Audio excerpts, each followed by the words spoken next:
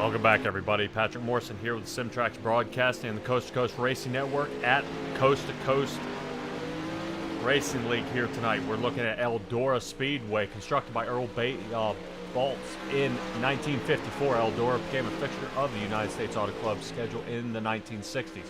With World Sprint Cars, its featured attraction in the events like the Eldora 500. Keep in mind, in 1971, Baltz staged the inaugural World 100, widely considered to be the birth of the modern dirt late model racing, and became a staunch supporter of the World Outlaw Sprint Series upon its founding in 1978. This track was actually sold later on to the Triple Crown winner, NASCAR champion Tony Stewart back in 2004. Now, Tony Stewart's taken this track. He's done a bunch of new upgraded spectator amenities, safety, medical facility, while continuing to host signature events like the King's Royal, the Dirt Late Model Dream, and even in 2012, the Aspen Dental Dirt Derby featured the Camping World Truck Series here. So definitely should be a good run here tonight with the Gambler Motorsports Topside Tuesday. You guys tuned in yesterday to me running Monday Night Madness for Marty Zacala, but we are back at home on Tuesdays, and we got a pile up for you here tonight. But let's go ahead and quickly slide on over and kind of figure out what we've got going on via qualifying. First, I want to start out with, let's see how the race is looking here tonight. 30 laps of the Pro Late Models. They'll have one faster pair sitting in the back for them, so that'll work out pretty well. Only half-mile track this is going to be here in Rossburg, Ohio, so definitely watch out for that. We're taking an eye. Biggest thing I want to note here is that humidity level, about 62%, so the tack is going to wear off pretty quick, and they're going to be running, obviously, very, very high line. Starting off for tonight. We are already into qualifying here. Qualifying, of course, brought to you by Flatline Racing Bodies. They're quality racing bodies produced by former international regional short track champion Dan Chapman in the iRacing hotbed of Clarence, Iowa. Let's take a look at some of our better times out here. See where these guys are landing, because it should push them on around. Isaac Salas knew was in the booth with me yesterday. He's going to give his shot at the Pro Late Models, as well as Brandon Ishkanyan, that we're keeping our eyeballs on here in the number 19. Normally we actually see him out there on the asphalt, but out there in the chat he's saying root him on and wish him luck, because he's going to try it here tonight. 9th place for him so far. That should be the end of his qualifying run. Everybody else has gotten some time. Bob DeGood is about the last one out here, and we'll see what he's got for us. Would say it's a lot harder than it looks out there, trying to make sure you can get a solid time out here. About another minute left in qualifying. Bob DeGood is sitting 8th, trying to finish that final lap, seeing if he can get just a little more, but I think that's going to do it for him. 8th, and Nathan Aldrich in the 5:14 has got to lay some time down here if he wants to get out to a solid start. Now, I would take a peek. No penalties here tonight for the Pro Lates. Now, I can't say that for the NASCAR Trucks. It looks like some things happened over in the Xfinity Series that will bleed over into the Tim Chapman Pickup Cup. For about 3 drivers. We'll see if they show up tonight. I expect it to be a wild night. We are at some of the most famous tracks that really gather a whole lot of drivers. Eldora Speedway is a lot of people's favorite out here. And then later on tonight, we actually head to Talladega for the trucks. So definitely, I'm expecting to see 3 wide racing there. There's no reason why we shouldn't. So, we're going to see how it goes. Out there in the chat, Stella, hey, Patrick, turning in for a little dirt, but really waiting around for the asphalt. Well, if you've noticed, I'm starting to get into the dirt a little bit more here. We did a little bit on Sunday and filled in for Marty yesterday, and we're here today. So 3 days of dirt for me. They're starting to blend together. I think my head's getting a little bit cloudy of where we are sometimes, but we are here at the Coast2Coast Racing Network and the Racing League here. Let's see how well these guys get it done, because Heat 1 should be getting ready to get going here. I know these guys are pretty ready to get on the track. Let's talk a little bit about our Heat 1 sponsor out there, Langton Mechanical. They're your second to none heat and air conditioning company in the Hamilton area, and promised by their customers that their own professionally trained Langton specialists will be there personally every step of the way. They guarantee the customer satisfaction from start to finish, including sales, installation, maintenance service of their heating and/or cooling systems. Every equipment sale, installation, and maintenance service call they make is backed 100% by Langton Mechanical. Let's try to take a peek at some of our drivers who are getting warmed up here behind that Steve King Foundation pace truck. Let's see how they start. Jeff Barker and Brandon Templeton will be front row. Terry Landis, Jeffrey Kemper, row 2, and rounding out the back, I think Nathan Aldridge. Yeah. No qualifying time for him, but back of the heat 1 here for him. So let's see if he can get blasted through the field here and get a better starting spot on the feature grid. Hope for a good turnout here. Right now, Jeffrey Kemper looking out there at the points. We'll mention the points here in just maybe a little bit. We'll mention them now. A&J Customs, so actually providing you the standings here. Taking a look at Jeffrey Kemper, actually has moved down 4 spots. I believe he missed last week's race down to 519. He was sitting second, and that allowed everybody else to move up. So Mr. Kemper here in the 181's got to do one heck of a job here at Eldora to kind of rebound back. Let's get underway.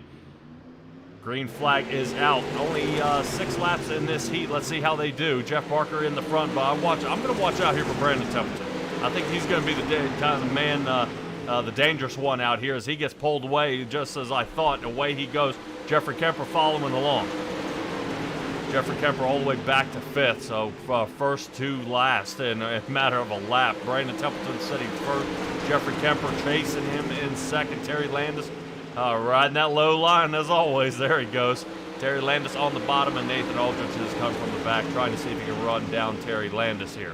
Jeffrey Kemper is running some fast laps, so I will say he ran the fastest on the track between 1 and 2, but Brandon Templeton picked up the pace between 3 and 4. So the distance still remains between these two. Kemper trying to reel him in here. There it is. Gets only only enough to fit about a tennis ball between the front fender and the rear quarter panel of these two guys here. Kemper slides to the inside. Oh, is the inside line going to hold? Yeah, there we go.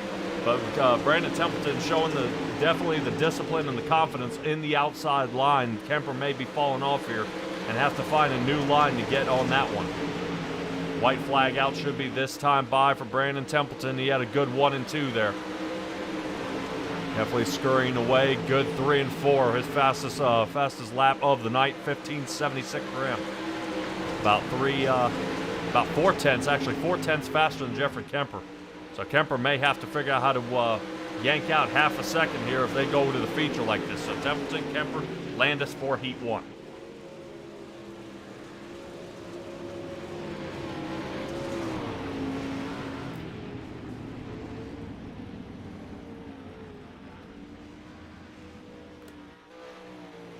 Oh, man. Come on, guys. I'm outrunning you. Let's go. Let's get ready. Heat 2. I know Isaac Salas is out there. He's got to be in this second heat. Oh, he's not. Oh, all right. Well, let's take a look at our second one. Brandon Ishkanyon, Bob DeGood, 1 and 2. Randy Shreves and Kurt Schatzer, 3 and 4. Wow. Yeah, Randy Shreves actually sitting second in the points with 563. And our points leader, Kurt Schatzer, sitting there with 636.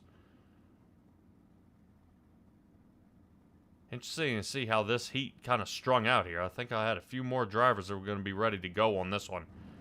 I think Brandon Ishkanyon might get schooled on this one. He's got some of the faster drivers right behind him, Schatzer and Shreves. That should be pretty good, especially on the invert here. Let's go ahead and give a shout out to our Heat 2 sponsor, brought to you by Venom Racing. Venom Racing team is here at C2C, consists of guys from all ages, from all parts of the United States. You'll recognize some familiar names like Isaac Salas, Brian Lawson, Kevin Davis, Mark Gilbert, Malachi Smith, Charlie Weaver, and Gary Siggelko, to name a few. Venom Racing is a proud sponsor of the Coast2Coast Racing League's 358 Modified Division. Right now, I believe, out over in the mods, in the Modified Division, the 358s and the big blocks, Mr. Isaac Salas with Venom Racing is leading both those leagues. You'll find them on Thursday Night Thunder with Travis Piercefield. All right, Brandon Ishkanyon, now's your time to shine here. He'll be in the front. He's got to get a good jump on Bob DeGood. I know Bob's been on a pretty decent run here. He's only been able to compete. This will be his 4th race here, sitting 22nd in points. So he's got a long way to go. So let's see what he can do. Pretty consistent on the free start here. Two guys in the back have competed in all races, Shreves and Schatzer. Like I said, in points-wise, this is 1 and 2, the 56 and the 218. Oh, man, Ishkanyon's getting dumb. Look out. Bob DeGood is able to squirt out of there.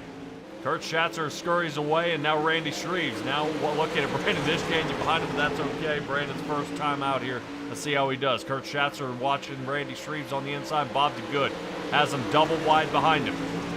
Which line does he decide to go? We may end up jamming him up. Not saying Bob DeGood isn't doing a heck of a job here, but really, it's not easy when you got these two guys kind of barreling down on you. Here we go. Bob DeGood still leading this one past the halfway mark. Bob DeGood under fire by Kurt Schatzer. Randy Shreves is letting him have at it. Right now, Schatzer wants to run the high line, but not having any luck with it. Shreves is about to set it 3 wide. Yeah, baby. Randy Shreves makes contact there with Kurt Schatzer, and that allows Brandon Ishkanyan to score it on out of there. High line seems to be working. Brandon Ishkanyan might have found his groove here into the cushion up top. Able to plant and stick and move here. He's now moved himself up to third. Now we got the white flag out. Oh, no. Little hook in the wall. That'll do it for him. Let's see if Schatzer's got anything for Bob DeGood here as Randy Shreves is off by over half a second off Schatzer. So right now we may be seeing it right here unless Schatzer can send it. Nope. Bob DeGood, Schatzer, Shreves, and Ishkanyan. Not too bad. Dang. Bob DeGood hanging it out there.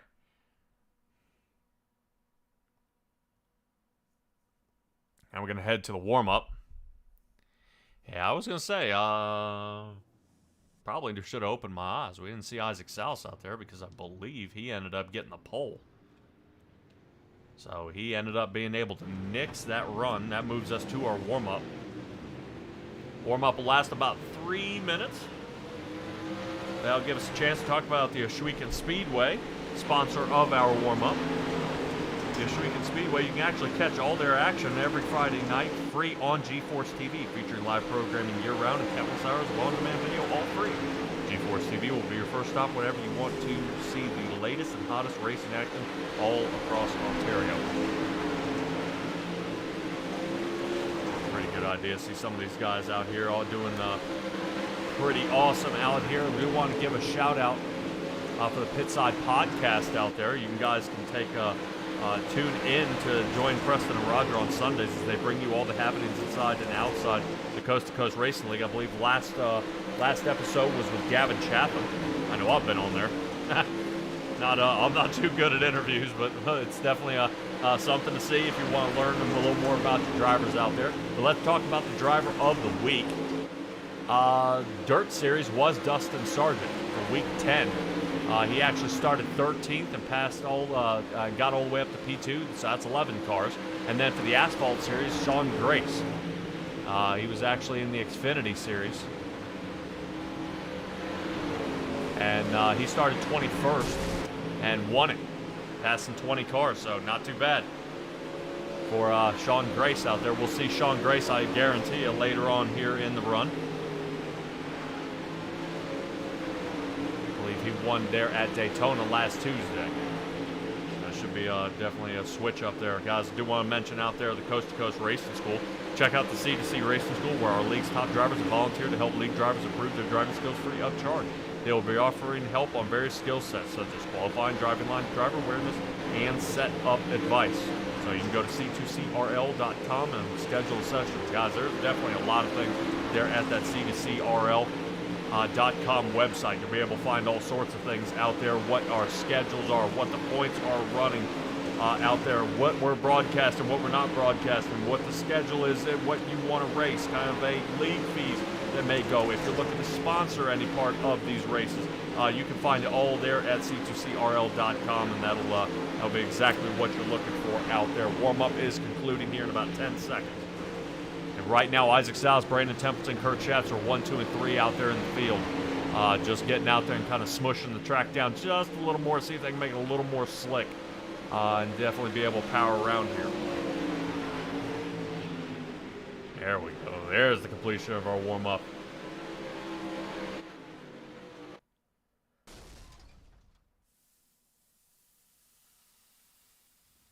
Yeah, Isaac Souse doing really well here. Eldora, this may be his track. I know we'll see him at Talladega. He promised me he'd be there for that one. All right, let's take a look at our starting lineup.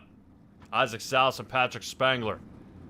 front row with Brandon Templeton and Bob DeGood sitting in the second row. Jeffrey Kemper in the 181 looking to make up some points on the points leader, who's sitting 6th of Kurt Schatzer. Terry Landis is running 7th with Mr. Consistency is sitting 8th place. I definitely expect to see a top 5, if not a podium, out of Randy Shreves. Nathan Aldridge will be starting 9th, Brandon Ishkanyan 10th, and Jeff Barker.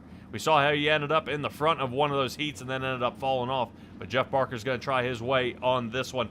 And that'll be the end of our Super Good Dirt Car Series starting lineup. The Northeast Premier Series showcasing the big block modifieds premier drivers from Florida to Canada. The Super Dirt Car Series visits some of the most exciting dirt tracks in front of the biggest crowds. So the ground-pounding, earth-shattering, window-rattling beasts of the Northeast, it's the Super Dirt Car Series, and the Pro Late models are at least one of them out there. Isaac Salas looking pretty sharp out there. We'll see how well he does against Patrick Spangler. Spangler right now doing really, really well when it comes to the standings. Spangler is sitting tied with Randy Shreves at 563 and trying to hunt down Kurt Schatzer, who got an early lead here in the series. John Hine ended up winning the first race. Kurt Schatzer, I think, went 3 races second place and finally got his big break, got himself a win, and he's been on a hot streak as of so far.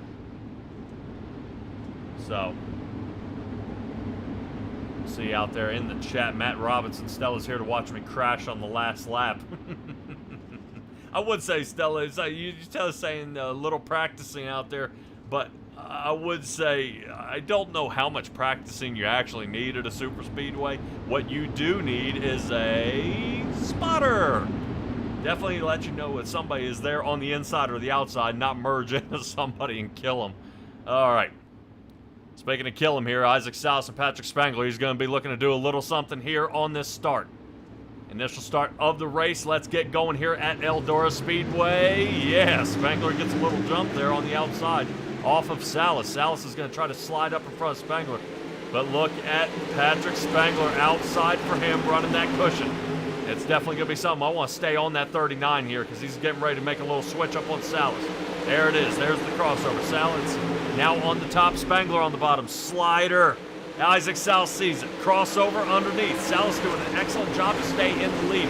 But Brandon Templeton, definitely a veteran in the dirt, running awesome out there, trying to see if he can find a weak spot, not between one but both these guys. Spangler recollects the lead. Isaac Salas crosses him over yet again.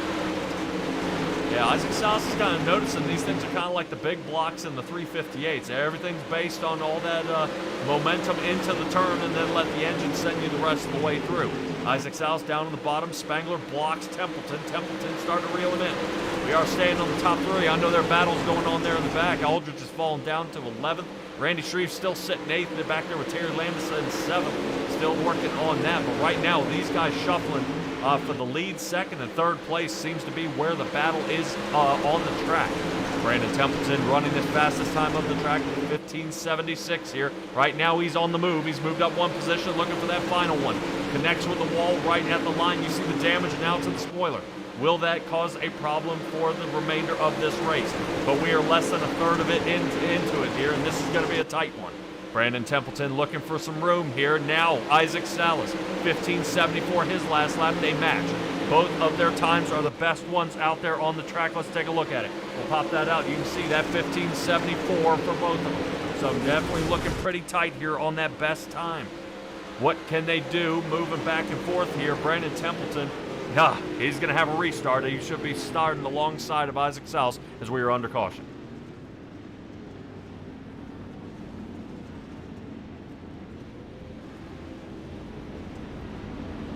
All right, let's take a look at our Malcolm Mills mill riding replay based in Oakland, Ontario, Canada. Malcolm's Mill Riding is a full-service mill riding contractor featuring custom welding, fabricating, and servicing industrial clients. Look them up at mmmillwriting.com or Malcolm's Mills Mill Riding on Facebook. Jeff Barker seems to be collected in this one. Let's take a look. Oh, little contact there with Ishkanyan here, and it looks like, that actually may have been much earlier. Let's see if we can actually find Jeffrey Kemper in the middle of this. Rotate up to Kemper. Oh, Schatzer. Schatzer into the good. Oh, there's Landis. No, there's Shreves. Wow. Took out the back 5 guys here. All right. We'll see how this goes. Like I was saying earlier, these guys have a faster pair, only one. So how long will this take? I know Jeffrey Kemper, that car's mashed to pieces. Not looking good for that Young Gun Creations paint. Randy Shreves, he's mangled. Both these guys probably had to tow here, showing they are still sitting down pit. Terry Landis looks like he survived. It's Brandon Ishkanyon, he's got some damage. And Jeff Barker has some damage. Kurt Schatzer seemed to have squeaked out of that one. And originally, you know what's kind of always a bummer is when you see Kurt Schatzer, you know, who made contact here with Bob DeGood, and then the rest of the field got caught up in it. So now Isaac Salas is going to have to deal with Brandon Templeton here. Brandon Templeton's really been on a hot streak as of late. When he comes on the track, he can definitely get some wins out there. He at least has one in this series. So Isaac Salas gets a great jump on the line. Let's see if we can get squeaked through. Already bumping and banging yet again. I think Kurt Schatzer is going to give Bob DeGood a little taste of his medicine. He keeps that up. Bob DeGood definitely sliding on the inside of Patrick Spangler here. Patrick Spangler might be losing a position to Bob DeGood.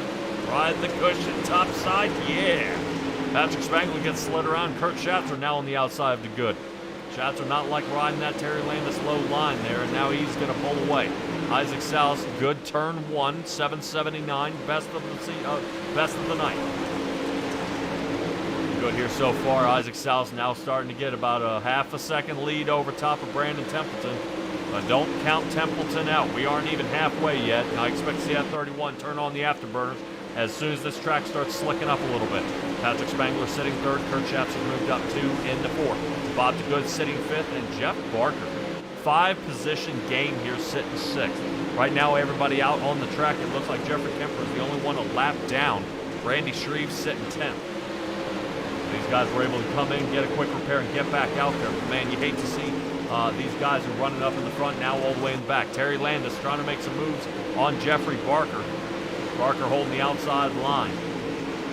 Landis, when he spends time on the bottom there, it doesn't wear out as fast as the top as these other guys. So you'll see Landis actually be able to make up some time and get him.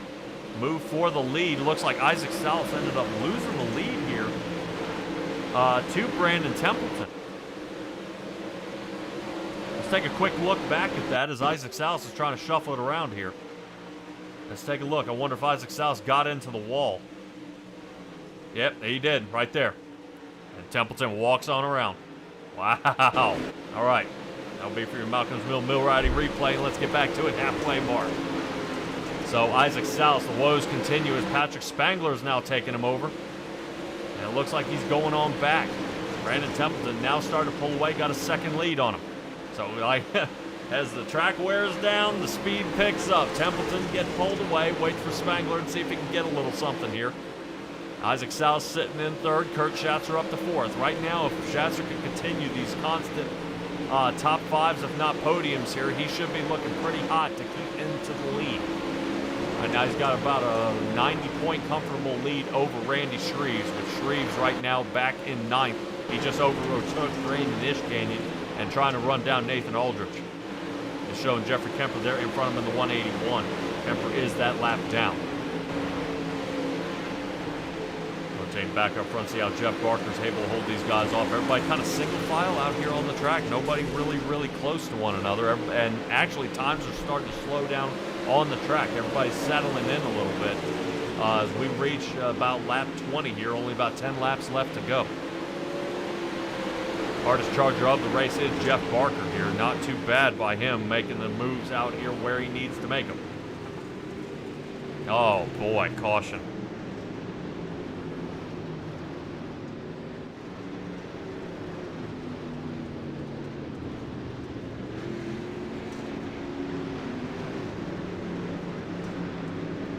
See Patrick Spangler down the bottom here.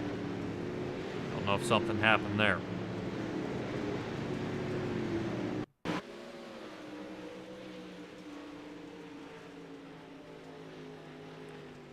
Let's take a look at actually Patrick Spangler here and see what happened. Ooh, yep, and then Isaac got him. Yeah, just such close racing. You kind of saw when it clipped that right rear end, Patrick Spangler, it spins him around. Now, what I would question is, does Patrick Spangler come down pit and get a faster pair and try to straighten this car out? that some of these other guys might not be thinking. And looks like he is down pit road. Mr. Spangler's coming. Let's take an eyeball on his car and see what he does.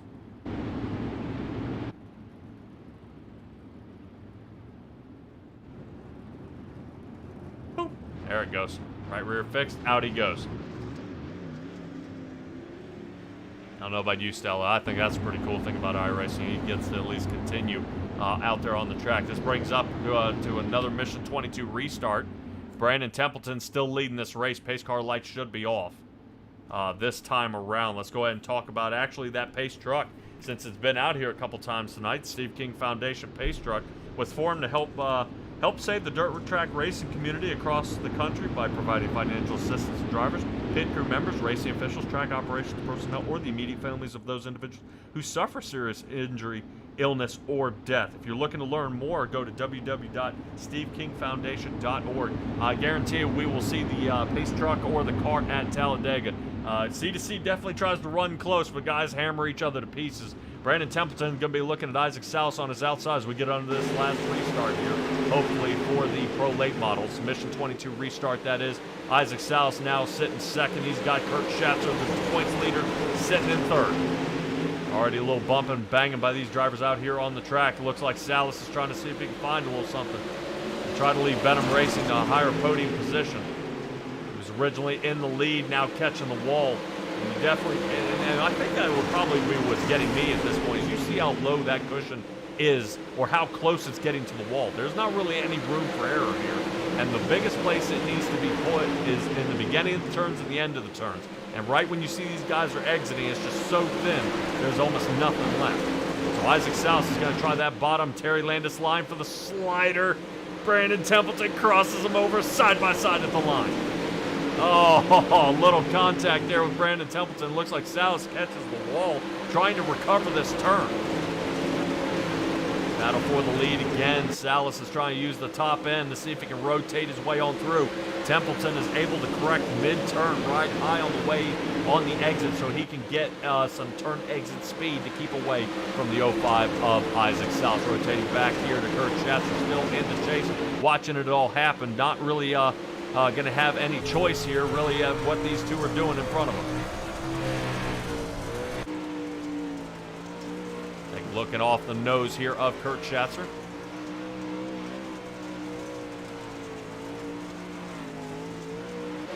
Not too bad there by Kurt Schatzer. Biggest mover of the race, hardest charger right now is Jeff Parker. He's up 6th position, so he may be our all-about tie-dye hard charger award here tonight. But we'll see how he does. Patrick Spangler from the previous caution here is looking on the outside. 4th place for him. And definitely, I would say, no damage. Some of these cars have bent up pretty bad. This is his chance to return back to the front. Isaac Salas under fire by Kurt Schatzer here. Templeton is broken away by 2.5 seconds. So this may be the battle, as Templeton's going to bring home another win here in this league. Templeton is at least has 1 win here. Isaac Salas was trying to get one here tonight. It looks like Schatzer may have had a little stumble there. And it's fallen down. Patrick Spangler, he's got a couple laps here to take it on. There they go around. Patrick Spangler into 3rd. Oh, Jeff Barker. I said it too early. He's gonna I'm gonna get an earful for that one. Patrick Spangler into 2nd. Wow, talk about coming from almost dead last for Patrick Spangler. It has now come away 2nd place. Brandon Templeton wins it, and Kurt Schatzer, our points leader, sits 3rd. I told you Mr. Consistency was going to make a top 5. There's Randy Shreves. Terry Landis ended up 5th. Nathan Aldrich up 3 positions, sitting 6th. And that was a wild wreck there right at the end.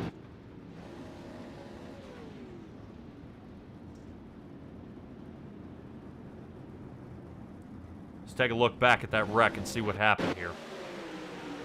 Isaac Salas is into the wall. You see him try to pull off. Yeah, and with these shovel-nosed cars, that's what's going to happen. I think what gets me is Patrick Spangler rotates up and Jeff Barker just absolutely rear-ends him here. Let's see if we can take another piece at this. Jeff Barker. Take a look from the inside of his cockpit.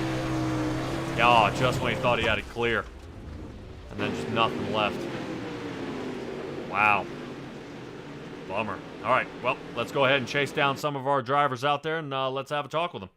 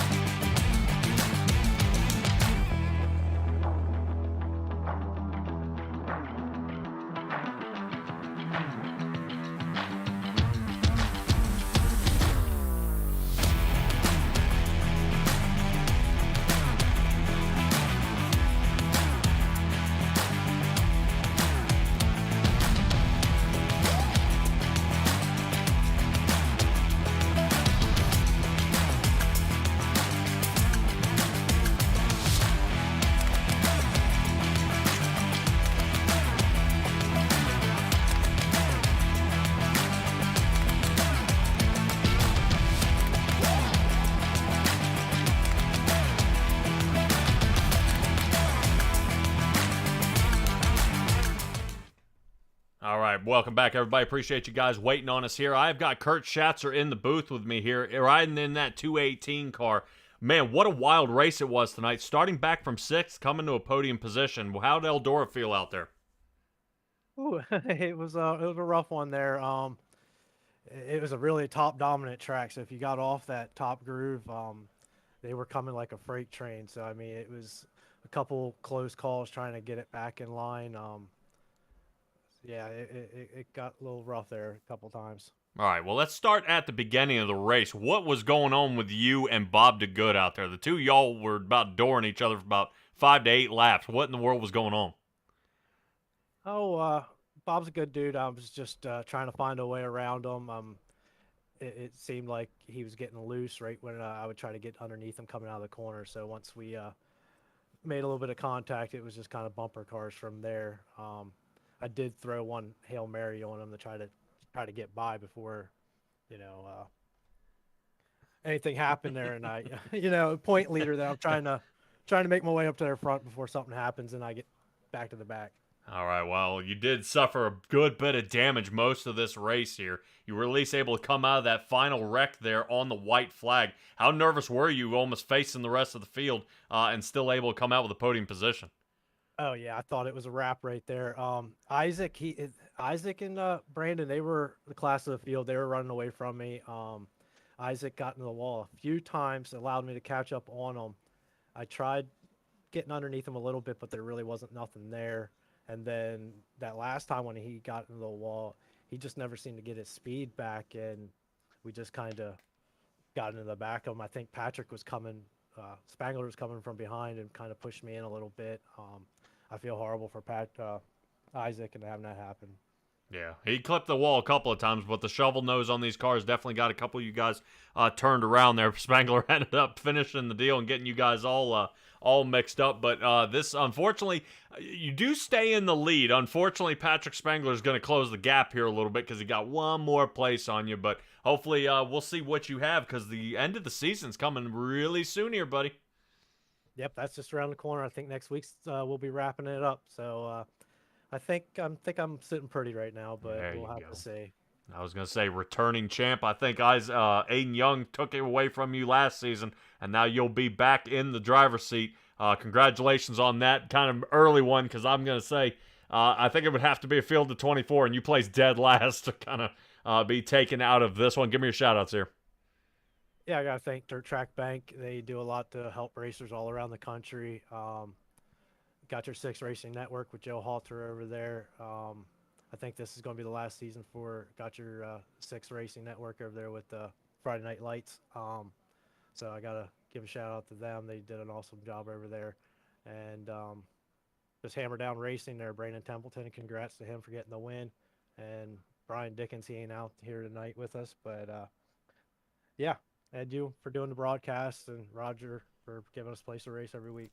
All right, Kurt Schatzer, appreciate you joining us here tonight, and I can't wait for next week, man. I'm excited. Thanks. All right, by Kurt Schatzer. That moves us to our second place finisher, Patrick Spangler. Man on the move. He was able to get it to started second, actually shuffled way back in the field, but he was able to recover. Patrick Spangler continuing his charge here. Tied for second in points. Now you get a little bit closer here to Kurt Schatzer. Boy, talk to me actually the final 10 laps here after you got wrecked out recovering. I don't mind Eldora in the pro lates. Usually have trouble in the pro lates, but Eldora is one of the tracks where you run it like a 360 sprint and just up against the wall. Although I kept getting into the wall, a lot of the guys would get sucked in. So as long as I could stay off there and other people weren't running the top, I knew I could come back up to the field. I said, no, I'd be able to get back to second. I didn't I was looking at the back of Schatzer's car and I couldn't even see Isaac was in the wall just because I couldn't see through the car. So just a crappy situation there on the last coming to the last lap, but able to get out here for the second. Yeah, you guys were going over between 100 and 115 miles an hour out there on the track. It's hard to make that decision coming around, and then boom, it's there. You know what I mean? There's nowhere to go. So you got to do what you got to do. Obviously, making the call for the fast repair coming down pit road and slinging back through the field was the right call here tonight. Yeah, I wasn't sure what was broke, but I mean, there's only like 10 laps left, so I figured I'm not going to use the patch repair later. Might as well use it now and see what I can do. And it paid off there because everybody's right rears and spoilers were up in the air just from banging off a wild side wall. So I figured a fast repair may help. Oh yeah, definitely. Definitely couldn't agree with you more because that was definitely an ugly one here tonight. Patrick Spangler, I don't know if you're thinking about Talladega tonight. I know everybody gets kind of antsy about that asphalt. So give me your shout outs and let me get you to thinking. Yeah, just you for the awesome broadcast each week. Roger for on the league. Train Wheels Racing. Dad, Uncle back home watching. Dudak Sim Designs for the paint on the car. And if the caution laps were shorter, I'd like Talladega, but that race the other day at Daytona, like the 40 minutes for 39 laps, it's I don't know. Not my cup of tea there. So I'll stick to the dirt until we get to a short track that I own. All right, Patrick Spangler. We'll try to do that. I'll see you at Lucas Oil next week. Yep, sounds good. Good luck in the next race. Thanks, bud. All right, that'll be Patrick Spangler. That moves us to our race winner. I've talked to this man before. Brandon Templeton got away in this race, and what a wild drive this was here for Brandon Templeton. Fantastic job yet again. Brandon Templeton, you started in third and in the lead. Was Isaac Salas a tough cookie to crack here? Yeah, he definitely, he had the line and he was pretty fast for most of the race, and he made one big crucial mistake that allowed me to get by him, and then I think he probably got in the wall a little bit there towards the end, as did I, but I was able to recover and get back down off of it. You wanted to be up there, but you didn't want to touch the wall because it would suck you in and slow you down. So key was just to get up there as close as you could without actually touching it. Yeah, well, talking about touching it, I would say we were looking at how you and Isaac Salas were racing out there. That cushion was about paper thin along that wall. I mean, did you ever get nervous that you may have been skidding across the concrete here tonight? Oh yeah, there was a couple times there was one time I really had to get off the gas and pull it out of the wall, and thank God no one was, I think I had maybe a second gap and is able to get going again, but very treacherous. It was kind of survival of the fittest, good race, and head to the next one. All right, well, speaking of the next one, Lucas Oil, I've heard a lot of downsides. Everybody says they really don't appreciate that track. It's new, but they say it's garbage. What's your take on it? I love it. It slicks off. The top kind of becomes good, but it's dangerous enough. And same with the bottom. The bottom in 1 and 2 at that track is usually really good, but it's dangerous with those tires, and so it adds a lot to the mix. And the lines change as the race goes on, so that always helps the racing. All right, well, this finally gets you your multiple wins here of the season. I'm excited to see. Hopefully, you're able to show up for the next one, man, because it's definitely looking pretty good for you right now. I don't know how points flop after this. I know Jeffrey Kemper kind of had a crummy run tonight as well. This may sling you into a top 5 move here. Fantastic job. Give me your shout-outs. I got to thank Dirt Track Bank, first of all. Everything Jay's doing, supporting us in iRacing has just been huge and awesome, so thanks to him. Got Your 6 Racing Network, Hammer Down Racing, the guys, racing with me, Joe, Kurt, and Brian. A lot of help. We talked during the race, after the race, all throughout the week, helping each other out, so that's been awesome. Extreme Images, Big C's Lawn Care, Maley's Makery, wife and kids for letting me take time to do this. You, for Patrick, and Simtrax Broadcasting for putting this on, and Coast to Coast and all the volunteers. Thanks. Excellent, man. I like the way you finish that off. That sounds excellent. Brandon Templeton, the 31. Congratulations. Thank you. All right, everybody. That's going to do it for our interviews here. Definitely, it was a wild one. This was a wild race right to the end. We'll take a peek at some of our results if we can. Kind of poke them up there. Yuck. That is a terrible angle. Let's see if we can find something a little better here. There we go. And then that way you can see your favorite drivers. Unfortunately, only 11 drivers here, so I think with Kurt Schatzer starting to run away with the points, some of these guys get way nervous. But don't go away just yet. We're going to head to commercial here for a moment. And off to the Alabama Mile, where where the racing gets absolutely insane, and the the driving is even more insane. So let's get those spotters on and run over the asphalt league, and we'll be right back.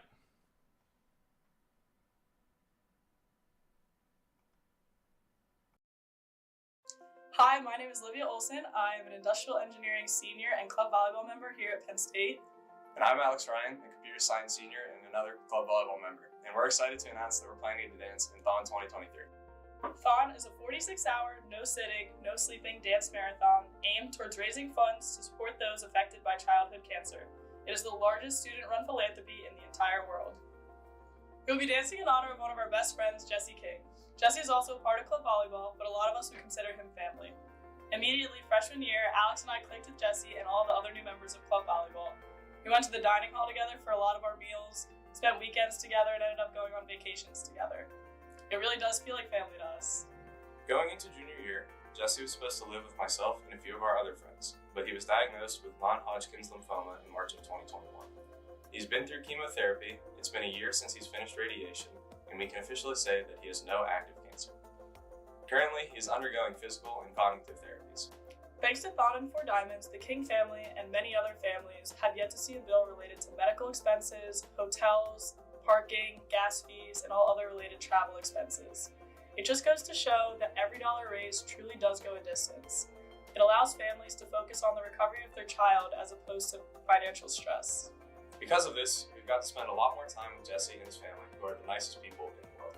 They throw awesome tailgates, and every time we see them, a little bit more of the Jesse that we know and love peeks through.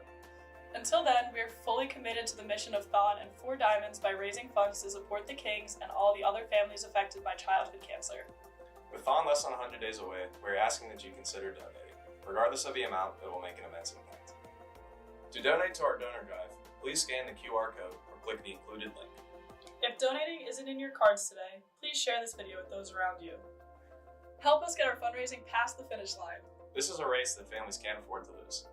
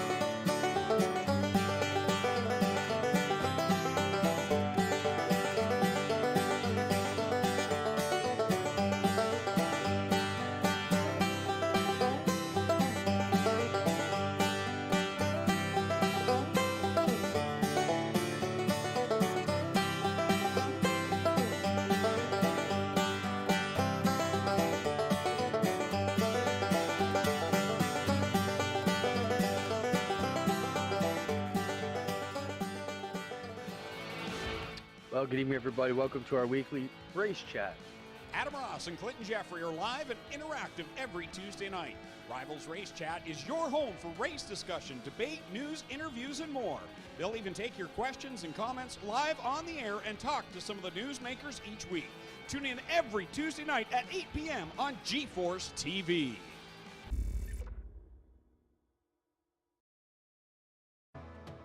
At Coolray Heating, Cooling, Plumbing, and Electrical, we've proudly been the leader in serving the Southeast since 1966. And nobody is more committed to delivering industry-leading excellence to the Nashville community than we are.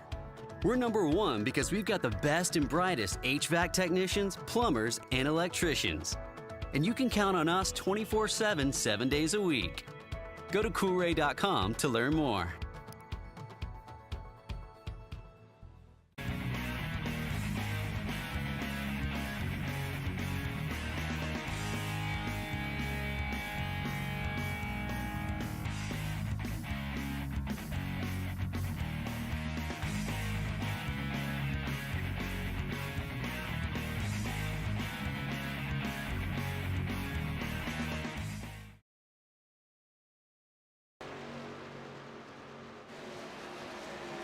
Oh yeah, welcome back everybody. Exactly where I like to be, on the asphalt. I think I've just about had enough of the dirt. I'm gonna knock that out of my shoes, change over to a different set of comfortable sneakers here, and have a fun time here at the Alabama Mile. 2.5 miles, more than that, I believe 2.66 here at Talladega. We're already taking a look at some of our drivers out here. Some of them, actually, to note, is out there Chris Schaefer sitting behind, trying to see if he can get a little something going here. I know Turn 1 Racing is going to be out here trying their best. Venom Racing as well. They're going to be trying to give a push. Just a lot of drivers out here are going to be tossing a lot of things around, trying to see if they can find a better situation out here on the track. Because if there's one thing that's tough about this track, is finding a groove, finding a group that you can run with, and staying fast. So let's take a look as our qualifying session is starting to happen here in just a moment. Let's take a look at what our what it's looking like tonight. 50 laps, 3 faster pairs, 3 sets of tires at a 50% fuel limit. So they should have to pit about that 20-22 mark. So they may have to pit twice for fuel. But depending on the draft, if you're leading, if you're in front, if you're wrecked, if things are going to be ended up spinning around. But it's a fantastic 95 degrees out on the track, and I am super happy about that part, because that means there's no reason these tires shouldn't stick, so no sliding for any of these drivers out here, and that should be really excellent for the drive here tonight. Taking a look at Chris Schaefer out here. Isaac Salas, we saw he didn't have such a good run there in the pro lates. We'll see how he does. He's out on the track as well, and just a lot of drivers out here. I would say I think I've got over 30 drivers. Once you come to Talladega, this track is a magnet. Everybody definitely attracts to it, gets out here on the track and tries to put down their best times. The key is teamwork. You can't be a single car and come out here and win it. It goes with it being more restrictor plate. This is more pack driving. So you may see it break off with the front 10 and maybe a set of 15 and then the last set of, 6 or 7 or so. But you're going to see normally large clumps. It's not, like the 1.5 mile cookie cutters. We'll get a guy to drive away and they'll lead, by 2.5 seconds. That's not a possibility here for that to happen. Matthew Robinson is going to be definitely trying with a couple of other drivers out there and see what he can do. I know Bandy Bill out here with Kyle Moonen. They're going to be trying something. Isaac Salas and Gary Sigelco out there in the 25 Chevrolet. They're going to be trying. So it's so many race teams right now between the Salty Dogs, the Gambler Motorsports team, Venom Racing, Sim Racing Concepts. We've got Spartan Racing out here. I've got Turn 1 Racing. This should be an awesome run here tonight, and I'm really excited to see what everybody can put down. Right now, a couple of drivers getting ready to start crossing the line here, and we're going to finally start getting some times out there. Let's see what we get here. Isaac Salas right now sitting on top of the chart. Moonen sitting third. Salas's time still holds.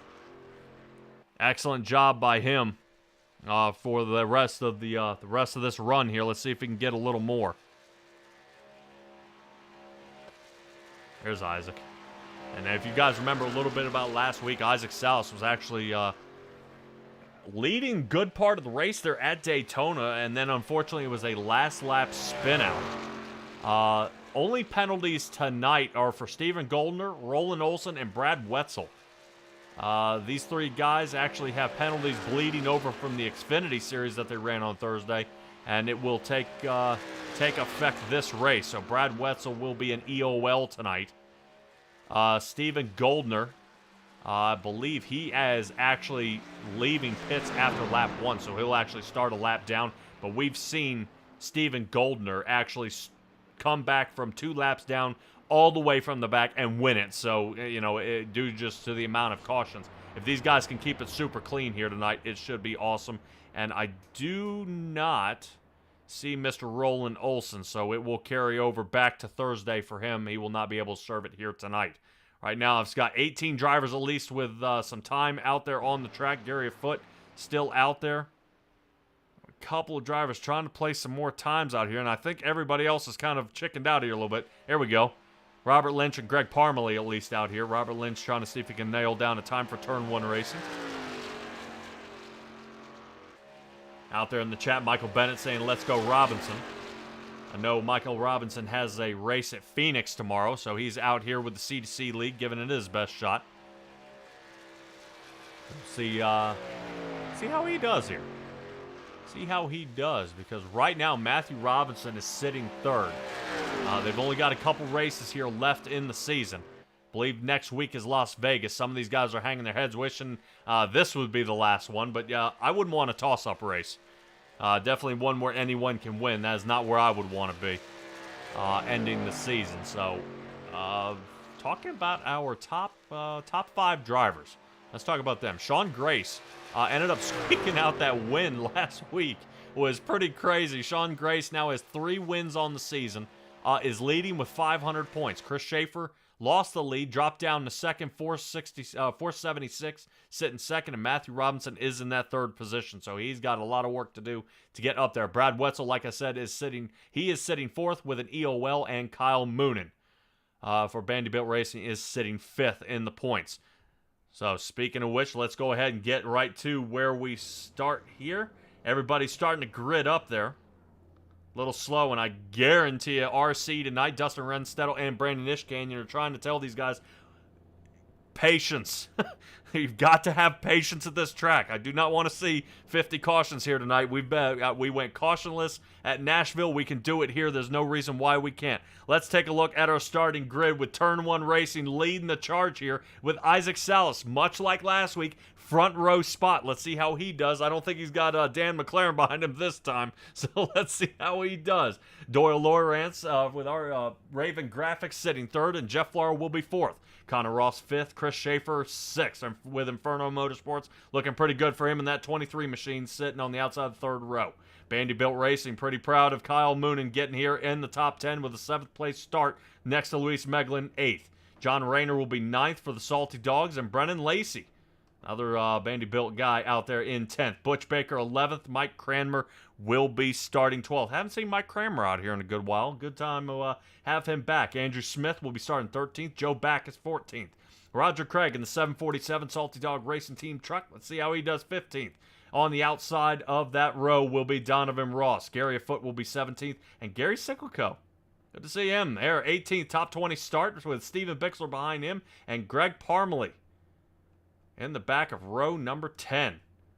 Coming in row number 11 will be Dustin Rensteddle and Brad Wetzel. Sean Grace in the 23rd position, and Robert Lynch will be 24th. Rotating a little bit farther back, Chad Cote will be 25th. Stephen Goldner in the 26th position. Like I said, EOL for him, and Randy Shreves. I think he should be getting behind the wheel. We'll cross our fingers, and hopefully he'll get his get out there on the track. And we'll see how well these boys can get around here. This is a tough track. This is a tough track for anybody, but we'll see how they do out there. Definitely plenty of area for them to run. You know, all these horses with no room to gallop. But there is plenty of room. They can take it successfully 3 wide. Some tracks you don't have that option.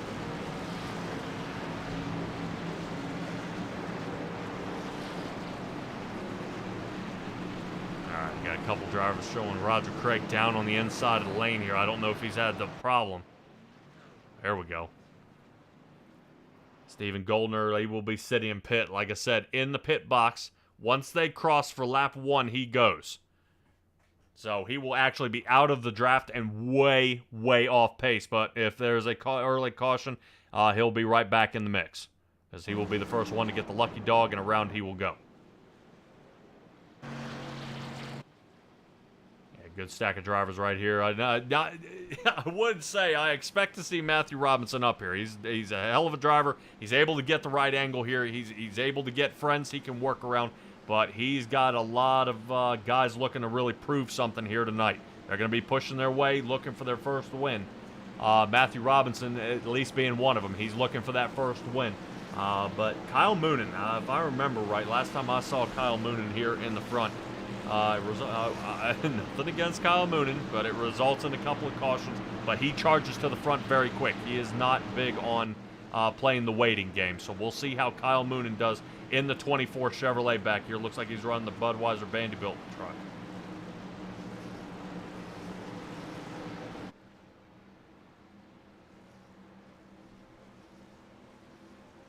Man, oh man, 50 laps on this one.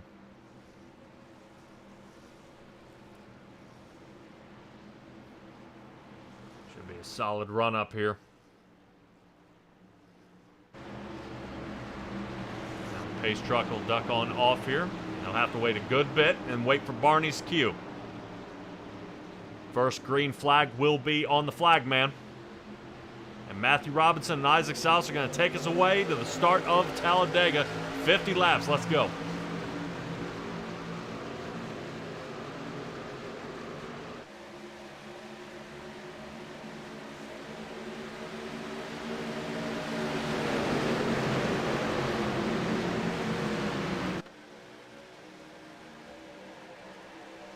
Not too much moving around here yet. I would say that actually Steven Goldner, look at these guys, getting ready to get lined up, getting ready to go. Huh. I figured after lap one they got to move, but that's okay. Maybe Chad Cote's down there to help him. Chris Schaefer wiggling around just a little bit here in 6th. Trying to see if he can find a different lane. Now, Luis Meglin, I always say that you got a friend indeed. It would be Luis Meglin in the 50 Toyota. He definitely holds his line, knows where to be, and is able to make fast lines. You see him sitting back. What he's actually doing is he is using that aerodynamic bubble, kind of hitting right in that area. When he wants to go, he'll hammer on the gas and start slinging around when these guys decide to start going 3 wide. Hopefully they do not this early in the race because they are side by side and already wiggling just a little bit out there. Let's take a look around the backside of the couple of these drivers out here and see how it looks. Inside line still seems to be the strongest area out here. Right now, Isaac Souse, I believe, is over 200 miles an hour. A quick blink there, 200 miles an hour. Jeff Flaro was 200 miles an hour, so good job holding on to it here. Definitely, these trucks are going faster. I wouldn't say faster than design, but they're definitely putting some speed out here on the track. Stella, what do you think about this here so far? Not too bad by these guys out here at the Coast to Coast Racing League. Definitely his asphalt season is going to come to an end, unfortunately, but we should be drawing it up here for the next season come spring. And Isaac Souse here on the outside. Jeff Flaro kind of leaning off just a little bit. And you just kind of see the discipline that these guys have. After what we saw Dan McLaren push these cars around out there, or push that truck around for in the front at Daytona, you know what they can do. You see, these guys are checking up. They're pulling back on the gas here a good bit to allow the car to rotate, to allow the truck to drive, to allow the racing. These guys can hold it to the floor and really start pile driving. But you kind of want to hang back a little bit and allow that fuel savings and actually let it pay off later on in the race.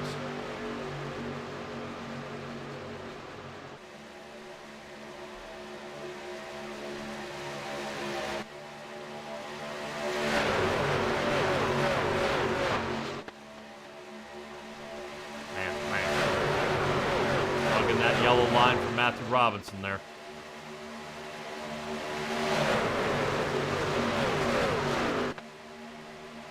Ooh, Jeff Flaro.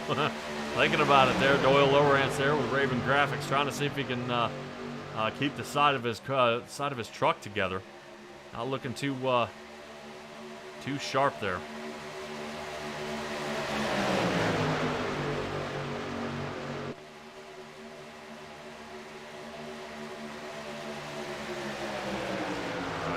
Out there in the Coast to Coast Racing Network rooting on Isaac Salas. Isaac Salas just took on the lead here, but it won't be for long. Interesting to see actually Connor Ross in the 35 falling off a good bit here with Gambler Motorsports. He's going to have to close that gap a little bit here. Whoa, man, and when he does, I think that may have been Kyle Moonen. No, Brennan Lacey that got crazy loose here between turn 1 and 2 at 414. Got to be careful. 3 wide. Here's the first one, and yep, there's the caution. Oh boy, here we go.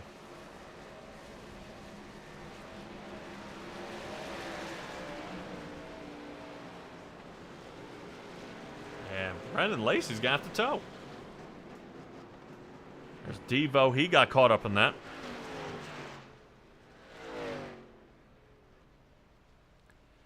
Yeah, I kind of figured something might have happened on that one because once we go 3 wide, guys start stacking up, mashing each other to pieces, and that's what's going to happen. Sean Grace has moved up 12 positions into 11th. I would not expect anybody to pit, but let's go ahead and head to let me drum up this caution and figure out what happened here.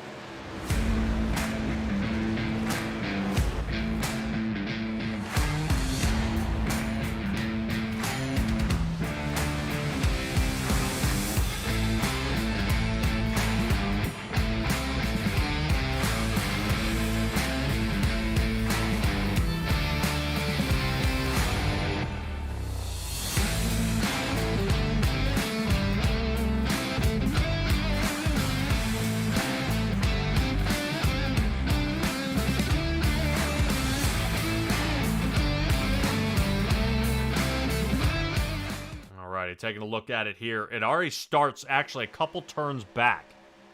This is where Chris Schaefer comes out. Remember, we saw the 414 get a little loose right here. The 200 trying to shoot the gap. Chris Schaefer wants to stay high and not take this opportunity, not take that opportunity. You don't want any of it. Isaac Salas rotates to the top to give Schaefer a little block. This being Talladega, there's always chances to move.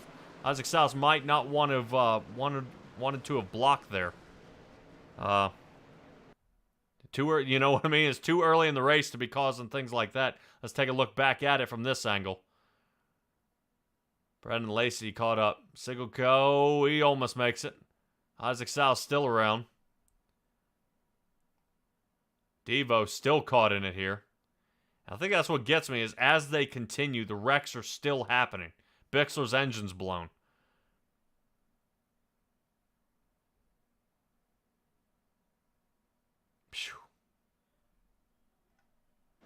Yep, that's a shame. Bunch of wrecked up race cars out there now. A couple of guys right now showing Isaac Salas in 11th. Definitely expect to probably see him down pit road. Right now, everybody came down pit road except Lawrence and Greg Parmalee.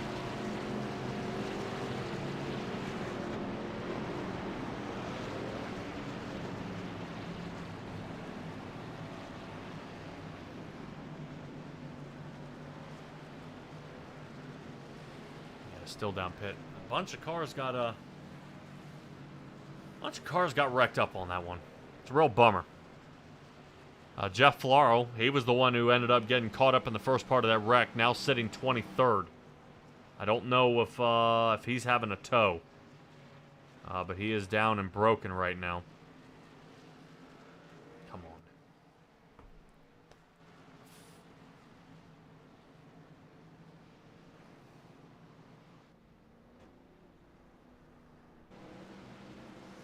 A couple other drivers who were in it.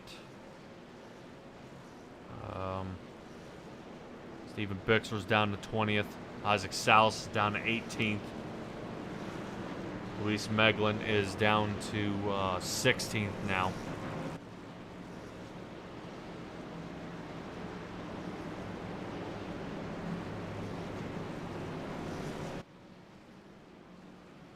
Yeah, definitely interesting to see here of how that happened, what they decided to do, and why they kind of chose that route here. Greg Parmalee on his way in. That leaves Doyle Lowrance, the only one who did not come down pit.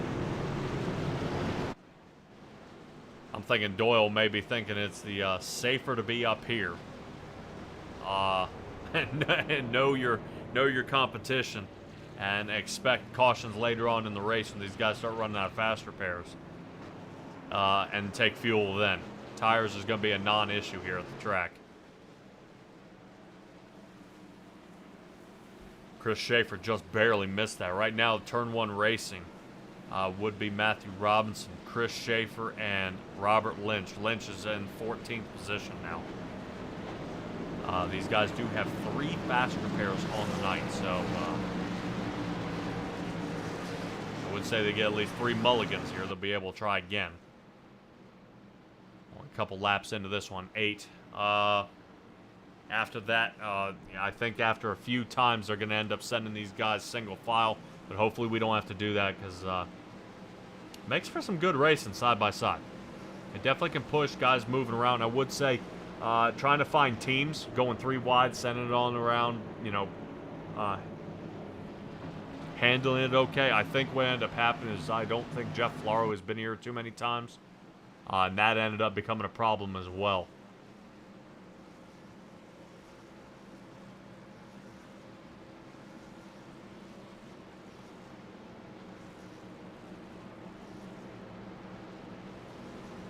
Checking the points here, I'm not seeing Mr. Flaro.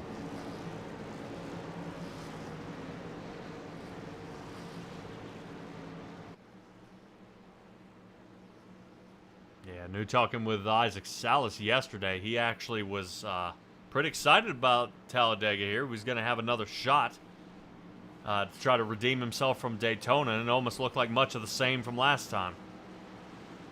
So, we'll see what ends up happening here. When these guys get to super speedways, I think the mindset needs to be it's okay to get past. You can come back. It's not like a short track. Short tracks, you start running out of time pretty quick. These guys, you know, when they're getting around the track, you know, between that 52-second mark, you know, about every minute you got 1 lap, you have time. But if we're doing 2-minute laps here under caution, it's going to take even longer. Let's go ahead and get this done.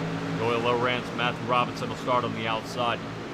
Starting to see that we get about probably that 11 to 14 lap mark. The track will start to heat up. Outside line will actually be the favorable spot. But Brad Wetzel's penalty obviously not taking any effect on him. 8th place for him right now. Up 14 positions. Right now, so far, so good for Brad Wetzel. Let's see how he does. I believe that is actually Doyle Lawrence's paint on the side of that truck. So Brad Wetzel sitting 8th. Let's rotate up front where Andrew Smith has moved up 8 positions, now 7th. You see Andrew Smith out here in that 79 Toyota, following behind the 35 of Connor Ross.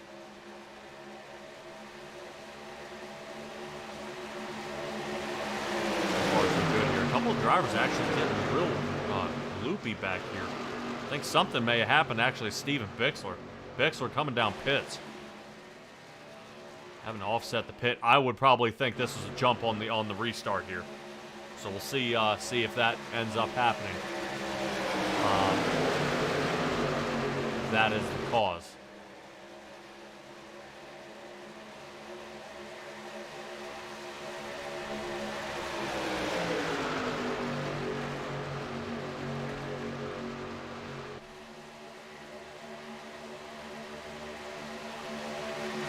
Still around the track here. It looks like they were able to make that break there in front of Doyle. Stop and go fuel stops for Robinson and Connor Ross. Out there with only about 6.5 second pit stall time. Work on the outside cut in front of Doyle. Doyle's got the run. Outside line from Doyle, and he's going to lead that lap. Kyle Moonen will be the one to help him with that part. Kyle Moonen following behind, seeing if he can give the number 3 a push. Doyle Lowrance out here. Ooh, yeah, there we go. 3 wide. Looks like Isaac Salas is caught in the center of it. Hopefully not again. Trying to make moves around Steven Goldner. Like I said earlier, with even Steven Goldner, doesn't matter where he starts, he'll get his way back to the front. So right now, Goldner and Flaro outside line, and it's working Goldner in the wall. No. So now Flaro has lost all his push help. as they try to get up to the front. Right now, Floro and Steven Bixel are down laps. I think what they're trying to do is scramble to get to the front, get their lap back. So if the caution comes out, they should get pushed around, even without requiring the lucky dog. That moves them on back, already tumbling around in the back of the field here. Gary, a foot. Back here with the 94, and I think that's Luis Meglin back here as well. A lot of guys, I think, slack off like this. I'm not saying sandbagging, but they kind of slack off expecting another caution, think something else is going to happen.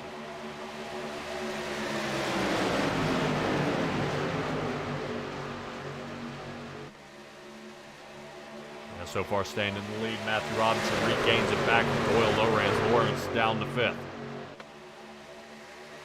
Staying in the front for some of the drivers. Connor Ross staying behind him. John Rayner. High spot for him. He's up 5 positions, almost sitting 4th. Who's in front of him is Chris Schaefer on the outside line. So at least 2 of the guys with Turn 1 Racing here. All Turn 1 Racing is in the top 10. Robert Lynch kind of seesawing back and forth between 11th and 10th. But he's 3 wide right now. Jeff Floro once again in the center. Yeah, watch here. Something tells me Steven Goldner is going to try to help Floro get back to the front again. Something rings a bell. Let's see if we can get a topside look at Steven Goldner and Floro. Yep, there it is. 70 and Mike Cranmer. Wow. What? I guess Mike wanted to lead the charge. Not so sure about that, Mark. Oh, Connor Ross. Whoa, Connor Ross bumped out. Holy cow. Let's roll that back. What caused them to move out? John Rayner's here.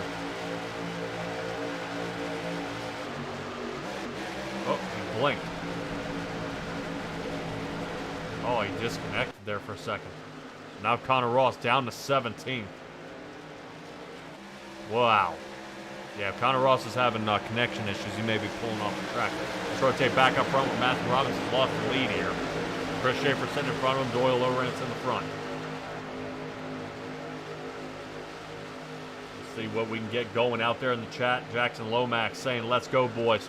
Sorry you couldn't make it out here tonight, but hopefully we'll see you in the later days coming up there, Mr. Lomax. Let's go ahead and keep an out on the track. Watch John Rayner here. John Rayner's got to be getting pretty nervous. 414 is behind him, and I know Brendan Lacey's wanting to move. Per the laps down cars, Brendan Lacey would be the first one to get the lucky dog around. He's sitting 20th right now, but if he was on the lead lap, he'd be 6th. Staying out there on the track, and kind of look at how Matthew Robinson's kind of getting dangerously close here. Doyle Lowrance, and he's sliding around a bunch. Kind of like the way John Rayner's slacking off just a little bit, trying to give these 2 guys room.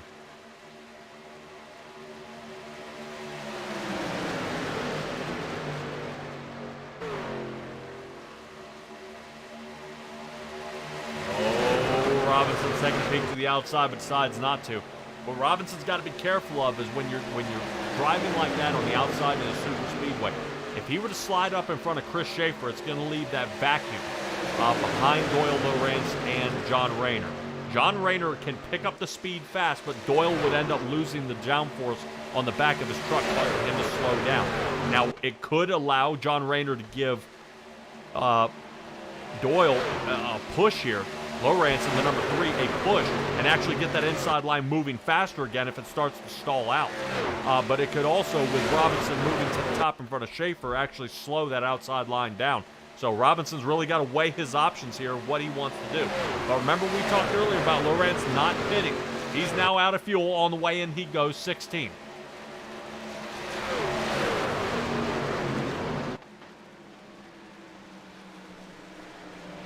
And we're under caution.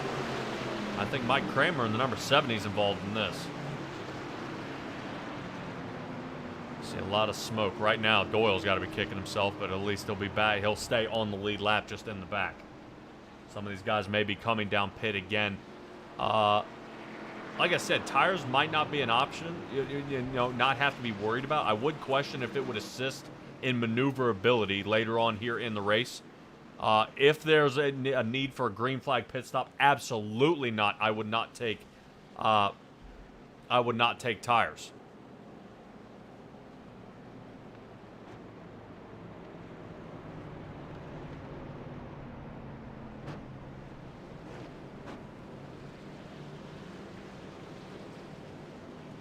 We'll see where this all ends up. Brennan Lacey should be getting the lucky dog around in the 414. When it goes 1 to go, he'll have to send. He should be sent on around. I'm sure everybody is considering pitting. Last pit stops were on lap 6. So if you're seeing Doyle out there leading lap 6, they are making about that 16-lap mark. But he was out in the lead for a good bit. If they don't pit now, lap 23 to 26 is when they're going to have to pit, which is kind of a waste. So they may want to come down, pit now, top off on fuel. And it might be an idea to take a set of right-side tires. If it were me, I would probably gamble that, at least try to tighten up the race car if you got a loose one. But let's go ahead and head to the caution here and figure out what happened.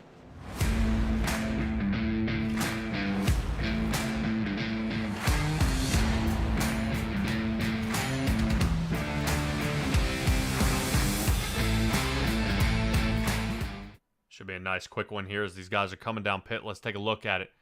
Mike Kramer, looks like Gary Sigelco gets on the outside. Yeah, it looks like Mike Kramer drifts up again and catches somebody. Yeah, Steven Bixler gets caught. Dang.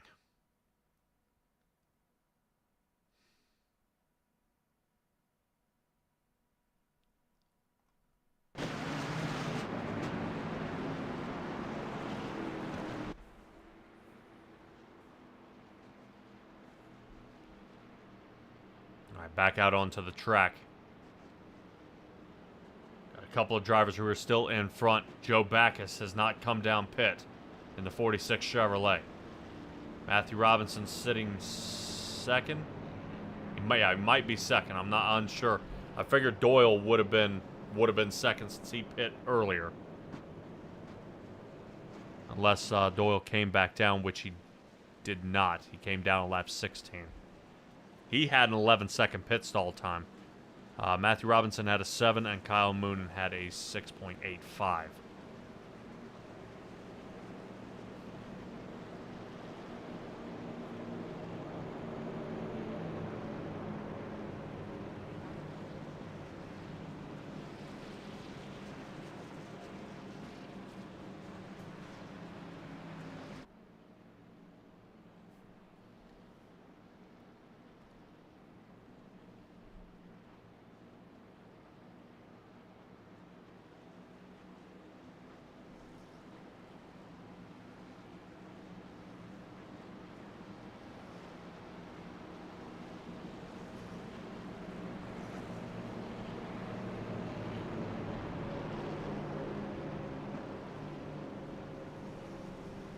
Taking a little bit of a look at the pit stop strategies out there. We'll see how that fares for some of those drivers out there, at least in the top 10.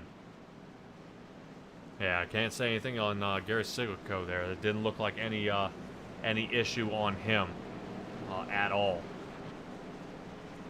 Looks like he may have fixed that damage when he came down pit road. To go ahead and get the right side of that truck fixed, Mike Kramer kind of mashed him into the wall.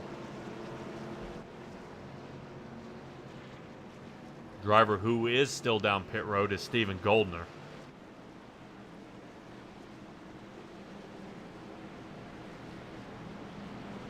Down pit for about 3 minutes now. Drivers laps down. Greg Parmalee, Steven Bixler, Jeff Lauro, Goldner, Chad Cote. We don't believe he ended up taking the wheel. Randy Shreves and Dustin Renstedel is our RC tonight. Getting stacked up double wide here.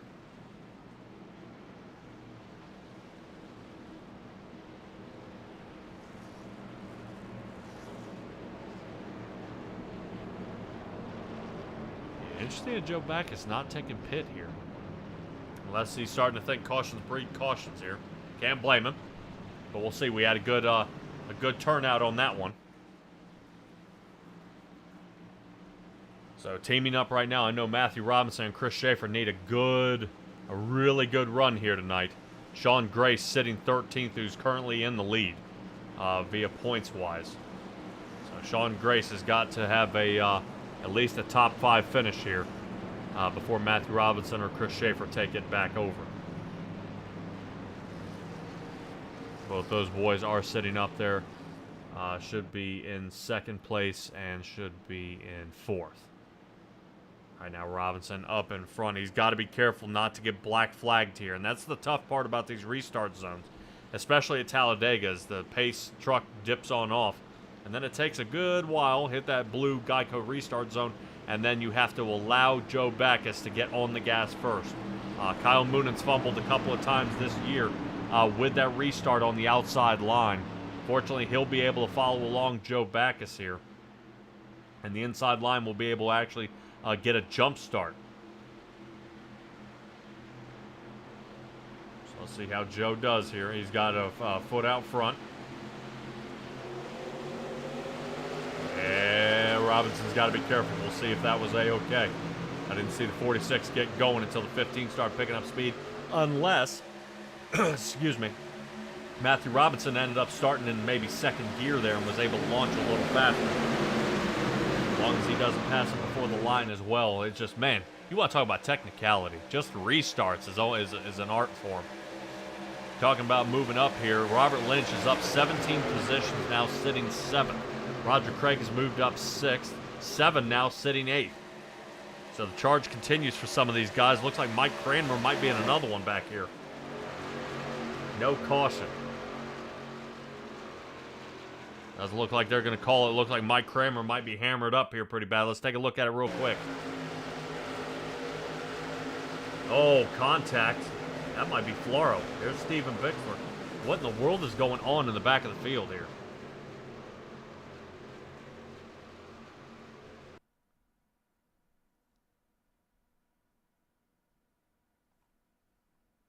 Yeah, Steven Goldner looks like he's trying to shoot the gap. Floro gets caught by Ross by taking it 3 wide yet again.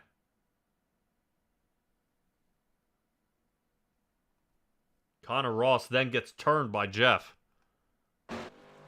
Yeah, not looking good. So the night, the woes continue for Connor Ross and Mike Cranmer. Let's rotate back to the guys who are in the lead here. Getting up front where we're watching John Rayner on the outside of a 3 wide condition there. He's able to squeak out and try to calm that situation down here a little bit. Matthew Robinson has the lead, but not for long as Schaefer's starting to get a good run there with Doyle Lowrance on the outside. There's Schaefer into the lead now. Does he bail out of the outside line? I would probably say not, but seeing that Chris Schaefer is teamed up with Turn 1 Racing tonight, he may try to go down there and help Matthew Robinson get these guys pushed to the front. Right now, Schaefer needs a win here tonight to regain the lead.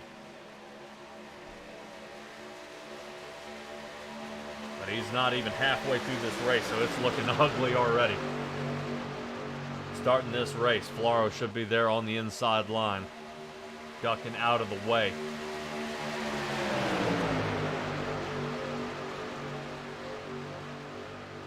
Yeah, looks like Debo. We saw Debo actually up on the outside. Looks like he's trying to get some fresh air to the nose of that truck.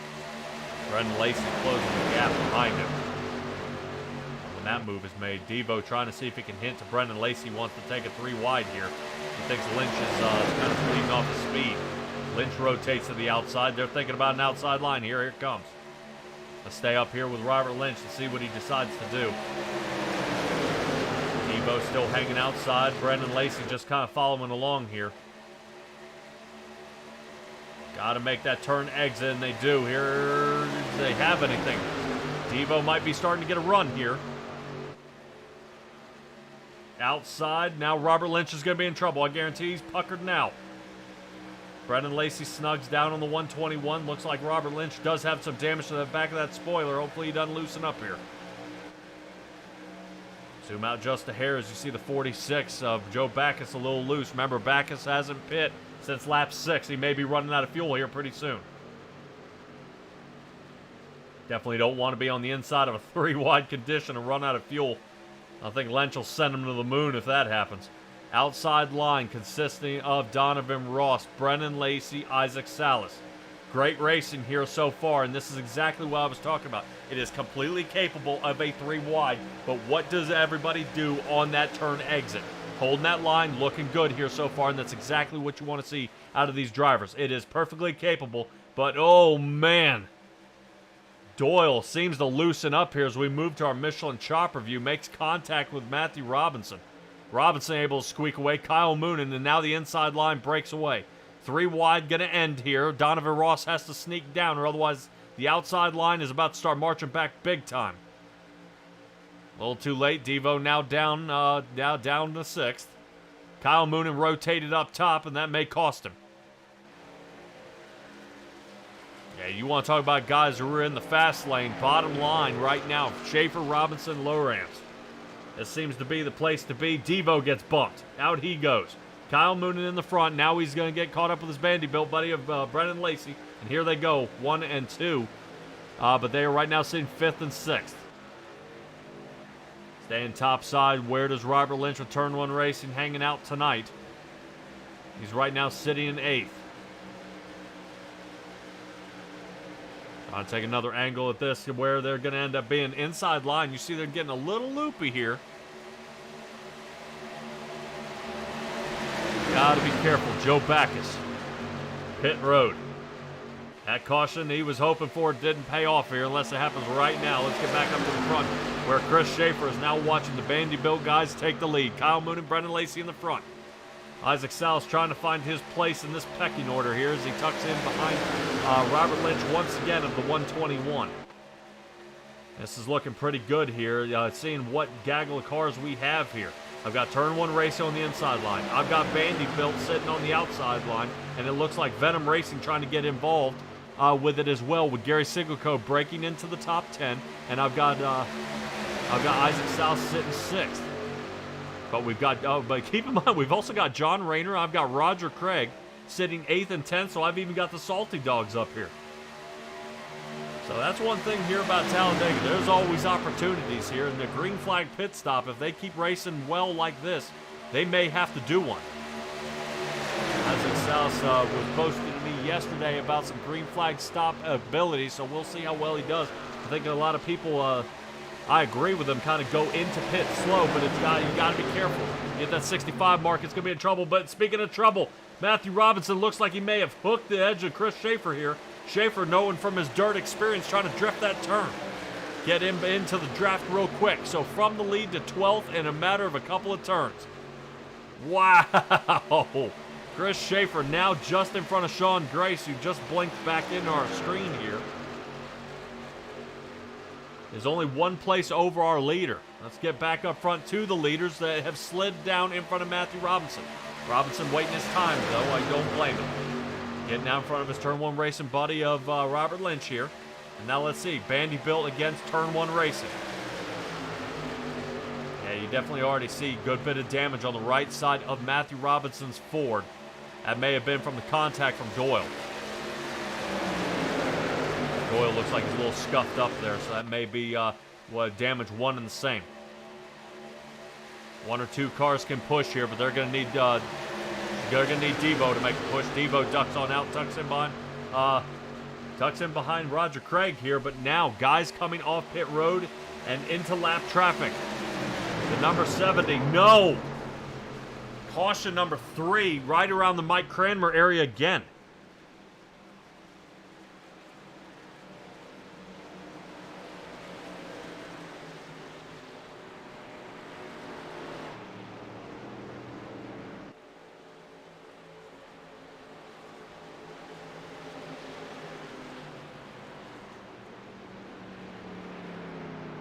Third caution of the night. We'll let me see if we can drum up this caution and figure out what happened.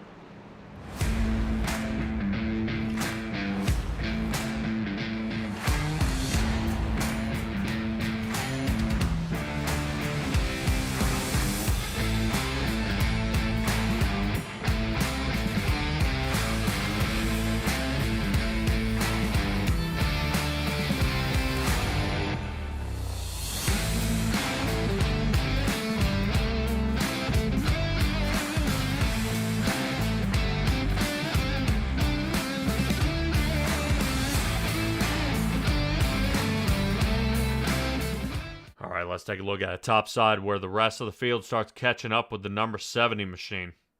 You see how everybody's trying to squeak around him here, but here's where the problem lies.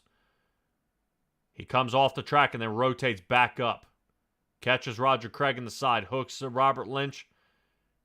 Roger Craig's facing the rest of the field. 70 survives here. Will stay with Robert Lynch as the wrecking continues. Schaefer on the bottom trying to keep his race alive. Behind Sigelco, still charging.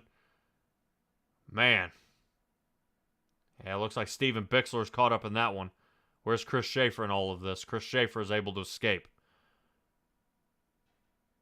So definitely a miscommunication here has caused all this trouble yet again. Third caution out tonight. Pit road for all these guys. Back under caution now. What happens? Do we take tires? I know right now, once again, Matthew Robinson still has a lot of damage to the right side of his vehicle here. And it's interesting to see him not fixing that truck. I wonder if he thinks he's going to be in another pileup here with about 19 to go when we get back underway.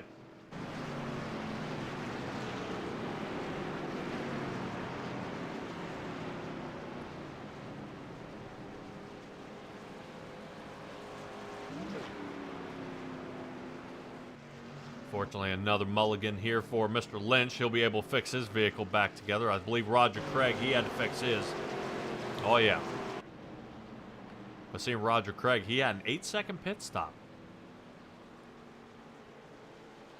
Take a look at those pit stop times out there.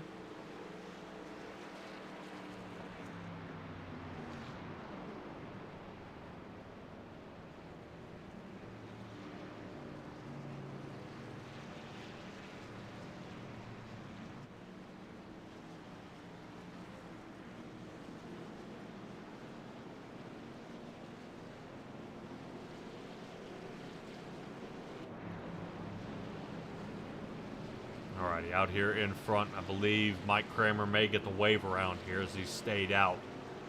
Last week's winner of Sean Grace still sitting in the lead. That'll make it interesting here, especially for Chris Schaefer's campaign to try to come back. Sean Grace did pit back on lap 17. The same with Gary Afoot, who's sitting right now 1 and 4. Everybody else has come down on 29. Some guys have taken tires. There's Sean Grace. He's coming down now, trying to stretch it one more lap. Can't blame him. Matthew Robinson, 15-second pit stall time. Lowrance, 10-second pit stall time. Another driver, Andrew Smith, 11th place, 16-second pit stall time. Sigelco, Lynch, and I believe Devo all got tires. Everybody else is a fuel and go. Now we'll see if this pays off. Now I would say if they picked up 7, maybe 8% on the tires, they are definitely going to be able to handle a lot better than some of these guys getting loose in the draft.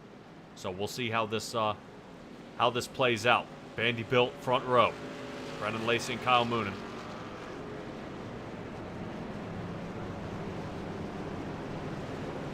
Gary Foote sitting third. John Rayner is fourth. Doyle Lowrance will be fifth. Matthew Robinson sixth.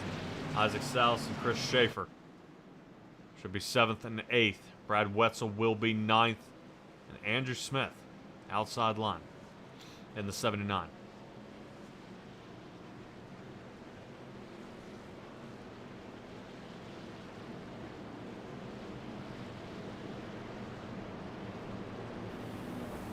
All our replays tonight are brought to you by Malcolm's Mills Mill Riding Replays.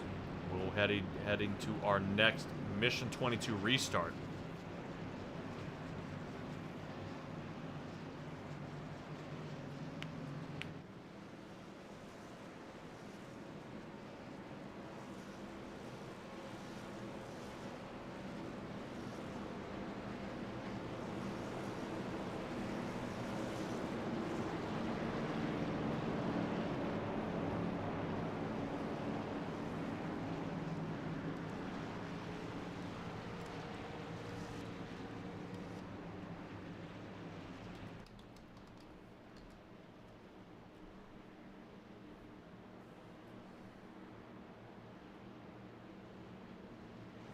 man. All right, I see a couple of you guys out there. I see the eyeballs out there, but I'm not seeing the chat roll. Guys, tell me what you're thinking of this so far. I mean, we've only got 50 laps. We are up to 20.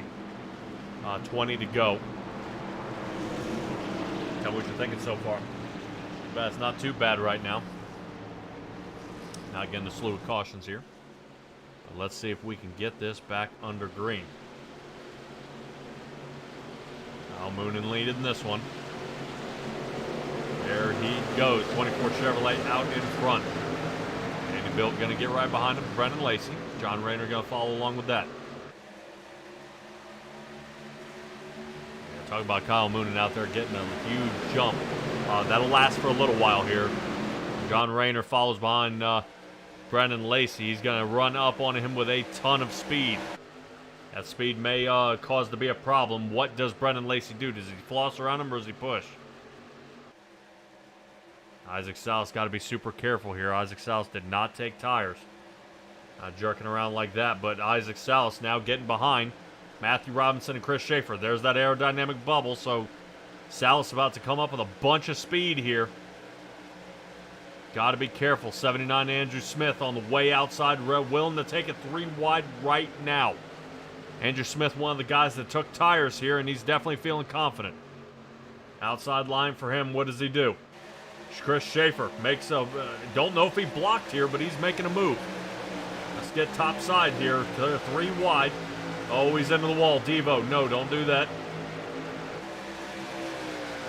Rotating up front, and it looks like Andrew Smith is taking himself out of that 3 wide condition to the back. I bet you Schaefer wished he hadn't have gone to the top. Schaefer now has fallen down to 8th. He is still in front of Sean Grace. Sean Grace back down pit road again. He may be doing a drive-through here. So Sean Grace will most likely be a lap, if not 2 down. Rotating back up front where it looks like Matthew Robinson has regained the lead back in front of Kyle Moonen, and Salas, just like Daytona, getting that nose right out front. He has a chance, but Devo on the outside. Isaac Salas now in the middle. Salas is best to let the 5 go around, but he's going to challenge him. Isaac Salas getting loose. Schaefer's got to stay calm here. Look on the outside line. Stephen Goldner laps down, sending it 3 wide here, and we're going to be in some trouble here. 4 wide heading down the backstretch. Here it comes. Right now, I guarantee I would not want to be somewhere in the middle. Matthew Robinson in trouble. Watching it all unfold in front of him. Devo in the middle. Now Kyle Moonen up toward the top.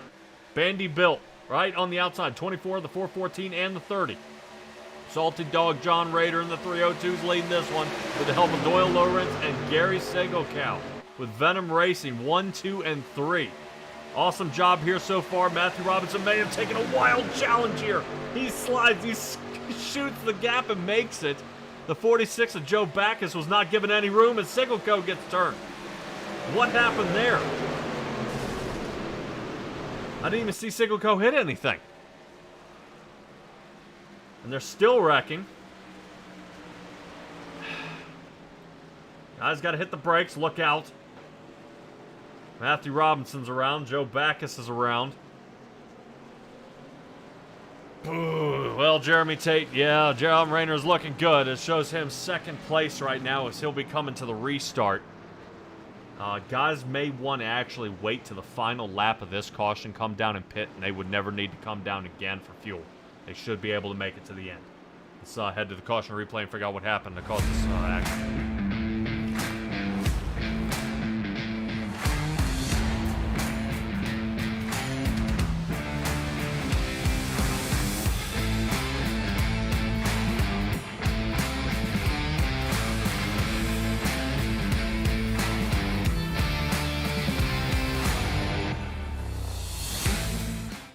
Let's take another look at it topside here.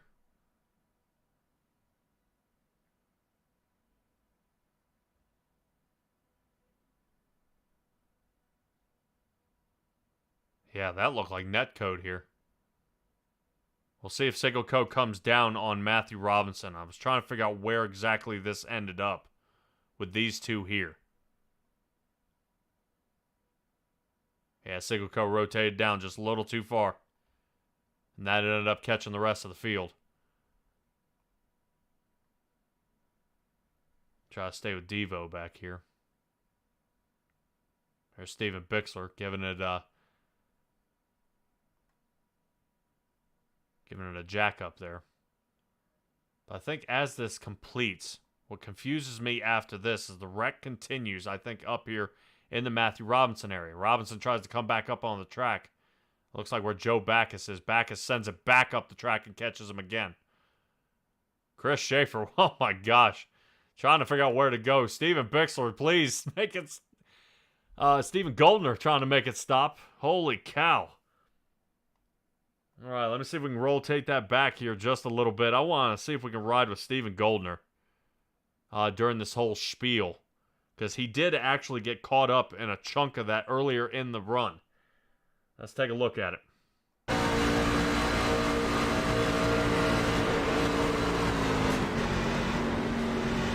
Damage to the right front. Trying to get back under speed, but man, dude.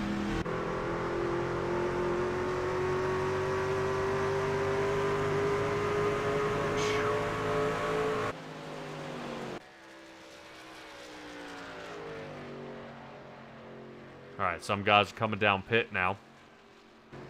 Trying to switch it up here a little bit. Looks like just about everybody came down lap 36. John Rayner remains in the lead.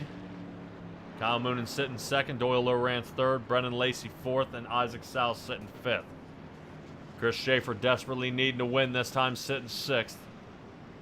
He is over top of Sean Grace. And Grace is a lap down. One more caution, and Grace will be back on the lead lap right now. He's sitting 17th. Right now, Chris Schaefer needs a podium here to regain the lead. But it's looking pretty grim right now.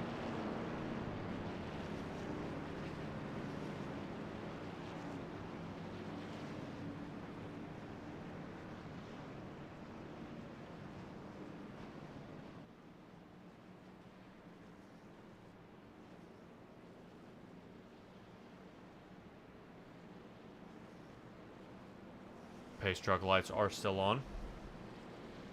Should be off this time by.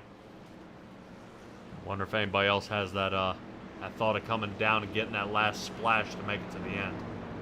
If it continues on cautions, fuel won't be an issue. Because they'll be just kind of putting around the track like they are now at a dismal 60 miles an hour.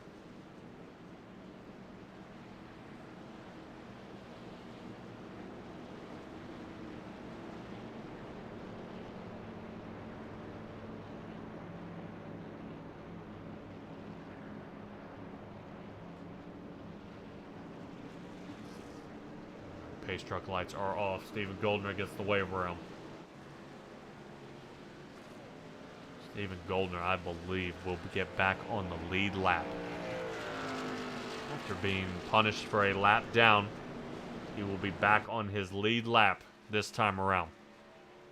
So 16th place for Goldner. We've seen Goldner actually charge up, working the outside line, sending it to a dangerous 3 wide, but he comes out here with massive damage to the side of his truck. Let's take that drone out there. You see how that right front? Not looking too good for him. Right there's the damage. That sounds like as fast as it'll go. 148 miles an hour. So that damage definitely detrimental to Stephen Goldner here. He's probably hoping for another caution. If another caution comes out, he'll be able to come down and get a fast repair. And Stephen Goldner will be back on the lead lap and ready to rip it here with a good bit of laps to go.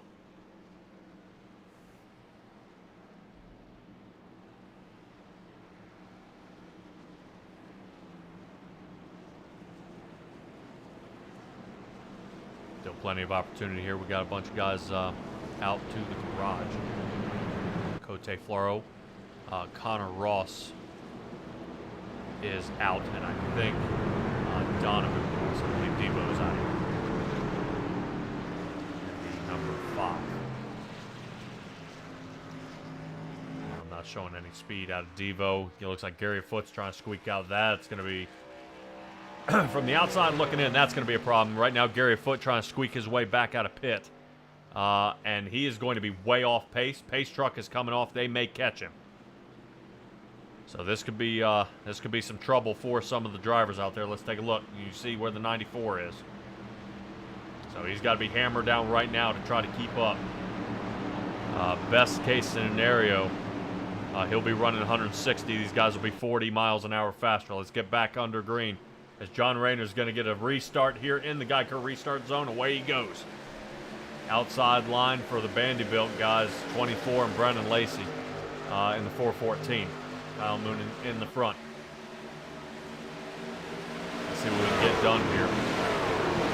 Definitely a big separation here by the top 6, able to make a breakaway. Robert Lynch and Gary Siglico may have got caught a little off guard on that restart. I definitely expect to see a lot of guys shuffling around here. They're going to try to make a point. One of them being Luis Meglin back here. Meglin's been trying to stay out of trouble, but may be caught up in a bunch of garbage. I'm running out of words. Just a bunch of garbage here, and he's just trying to survive this one, sitting 13th, and going to work on his charge back up to the front. Right now, Rayner, Doyle, and Isaac, 1, 2, and 3. Vanderbilt not holding up very strong here on the outside line. Stephen Goldner sitting 15th. He's going to be trying to get back up to the front, but I don't know what happened to Matthew Robinson back here. Matthew Robinson is off the track, down on the bottom. Big time slow up here for Matthew Robinson. He is going to end up down a lap now. Right now, Matthew Robinson has got to get in front of Sean Grace to get the lap back. But yeah, Chris Schaefer here trying to see if he can find his way through, and he ends up flossing around the leaders here. Gets behind Doyle Lowrance, and Lowrance now back into the lead. Kyle Moonen on the outside line. Now he has enough help on the outside line. Siglico merges up. Oof. Gotta be careful here. Siglico now behind Robert Lynch here. Meglin, like I said, he was sitting 13th, now 8th. So in a matter of a lap, Meglin's trying to move his way around, slicing through the field, not too bad. Now into the top 10 for him. Side by side, watch Rayner floating up. Rayner getting loose. Whoa. John Rayner did not get tires last time down pit. And take a look. Isaac Salas trying to hold steady here in the front. Looks like the 79 is behind him. 79 to Andrew Smith. Not looking too bad here. Lowrance, Schaefer, Kyle Moonen, Rayner, Isaac Salas, 1, 2, 3, 4, and 5. Looks like Schaefer, oh no. Schaefer about to be in the middle. Here comes his turn 1 buddy. Robert Lynch is going to try to bail him out. This is going to be 3 wide heading into turn 1, and this is the squeeze. Already making the merge. Now Isaac Salas on the bottom, leaves Kyle Moonen in the center. That gives a perfect shot for Chris Schaefer to reel him in. Smith gets into Lacey. Smith is backwards.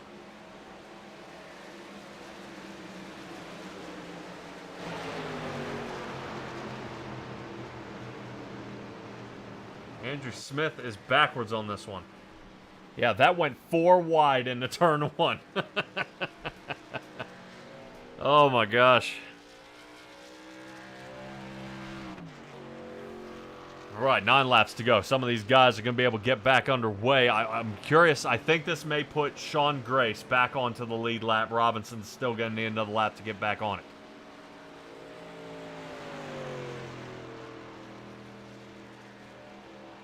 All right.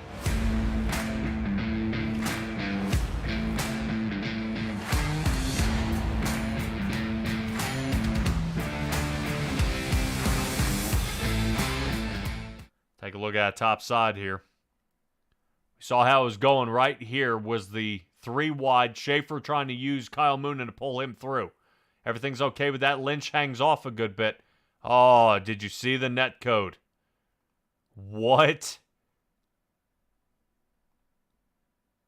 Right there. They're not even touching. So that slowdown is enough to send Brendan Lacey to the outside.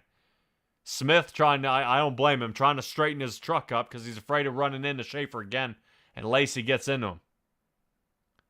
Lacey down to the bottom and away Lacey goes. Meglin, once again, watching the wrecks in front of him. He's kind of had enough of that. Boy, look at Sean Grace having to dodge that. Whew.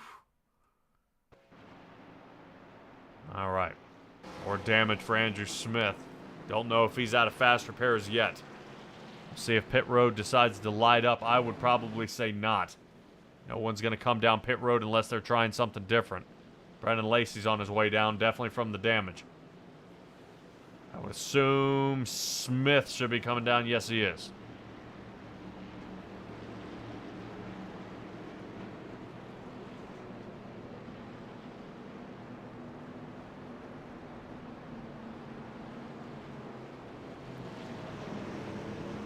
So we'll see if any of these drivers want to kind of explain what's going on up here. That was definitely wild there. Sean Grace, yep, he is the lucky dog around. So Chris Schaefer's little buffer here, that's going to be it. He should be 16th place on the lead lap.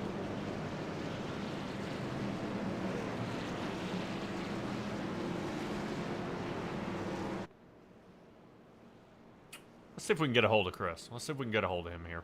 It doesn't look like he's going to pit. Let me see if we can get a hold of Chris Schaefer. Chris Schaefer, you got a copy?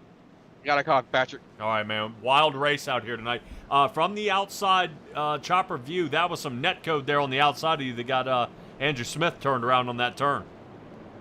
Yeah, that's what Matt said too. Matt said like a little net code. I mean, I was just trying to hold my line. He got out there and got a run. I don't know, man. I hate getting into anybody, to be honest. Well, I'm not saying it's your fault, but I was going to say the lifeline for you was Kyle Moonen out front. Looked like you were going to be able to reel in because you got caught right in the center, and it looked like you may have started marching back. Fortunately, this is your left lifeline here. What is the outlook heading into the rest of this race? I'm on the inside. I got Robert behind me. I think I'll be all right. I'm just trying to stay out of trouble and finish this thing off. I'd like to win, but a nice top 5 and staying out of trouble. I led some laps and just stayed in front of Sean. It's down to me and him for the points battle, and I think he's back on the lead lap, so he's gonna be able to gain some points now, and I just gotta outgain him now. Yes, he is. Sean Grace is now on the lead lap, sitting 16th. He definitely has an opportunity to get there. Brendan Lacey and Stephen Goldner will be starting 13th and 15th. Do you expect to see the Vanderbilt guys trying to slide to the outside and make their charge to the front, creating more chaos here in the front? Yeah, man, they teamed up earlier in the race and made some good shoves and got up there with us. And it was me, Matt, and Doyle's working with us tonight. Not officially, but he's been working with us, and then Robert. So we had a good little battle, man. It's been fun. It's been wild. It's been fun. All right, man. Well, I always say everybody's willing to work with you until the last 2 laps. Definitely. All right, Chris, give me a shout out there, man. Hopefully we'll see you in a podium position.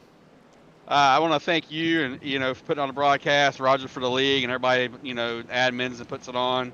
My boys at Turn 1 Motorsports, my boys at Inferno Motorsports, Getting Hooked, my longtime sponsor, AJ Customs, CTXX for the paints that we get, and I think that's about it, man. All right. I'm sure I missed some, but Right. Well, good luck to you. I know. I believe you got Gary Sigelco on the outside of you, and caddy corners John Rayner. So good luck to you out there. Yes, sir. Yes, sir. All right, buddy. Chris Schaefer on the radio here. He is in the charge, trying to regain that points lead. Normally, if there's another caution, we'll try to see if we can get a hold of Sean Grace out there, as long as he's not in the caution. I'm sure he'll be a little steamed up from that. He has been battling all night trying to come back to resurrect this race. It's getting harder and harder for him out there. Guys who are out of the race, Donovan Ross, Connor Ross, Jeff Flaro, and Chad Cote are out. Guys who are laps down still out there. Matthew Robinson, a foot, Bixler, Greg Parmalee are still out there. Let's say Mike Cranmer is still on the lead lap, sitting 12th. I expect to see something happen here. Stephen Goldner and Brendan Lacey, something's gonna happen. These two are gonna link up right here, and they're gonna break free. Catch back up with Kyle, and probably use Sean Grace to their advantage here. Get all three of them, and that's gonna be the moves. So we'll see if everybody can hold their line. Try this one more time. As when will be 5 to go when they cross the line. You want to talk about running out of time? We'll have a little over 10 miles to figure this out. All right, Isaac Salas, Kyle Moonen, front row. Doyle Lowrance and John Rayner, 3 and 4. Chris Schaefer and Garrett Sigleco sitting 5 and 6. Robert Lynch, Roger Craig, 7 and 8. 9, 10. Luis Meglen and Joe Backus. Green flag will be out as soon as Isaac Salas is ready to go, and he is. Away they go. So Isaac Salas with Venom Racing into the lead. Doyle Lowrance trying to follow along here. Let's see what we get. Good separation from the top 4. John Rayner's hanging in there. See if they can get a little something. You see Chris Schaefer make the pass. Little speed here from him, and now he's starting to catch up. Chris Schaefer now up to 5th. Where does he go?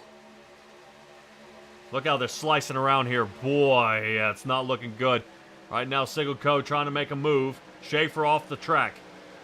Drops off the track to see if he can get some air. Sigleco thinking about 3 wide. He's got room to tuck. But if Brad Wetzel gets this aerodynamic bubble, here it comes. Oh, we can have a caution. Stay on there. Sigleco is blinking out on me there. That's why we ended up with a little bit of a disconnect issue. There's Sigleco across the front of, I believe, that should have been the 46 of Backus.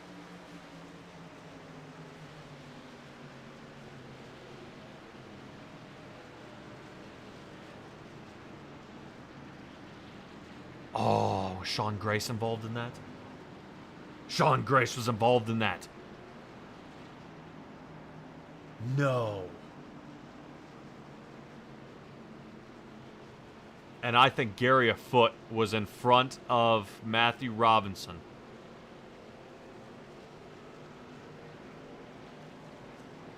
During that caution. Right now, that is Sean Grace with a blown engine here on the bottom. Looks like Stephen Goldner is going to try to wedge behind him and help him pick up some speed. Oh yeah, man, you got to love having friends out there on the track. As right now, Sean Grace will be rolling around about 60, if not 55 miles an hour, losing speed. Goldner's trying to push him over to 110 miles an hour, get him in the fast repair, and keep him on the lead lap. As he could break down. Let's go ahead and get to the caution, and let's redo what happened here, because it was definitely a nasty spin. We stayed on it. But Gary and the blinking, I don't know if that's what caused some of it, at least from one angle.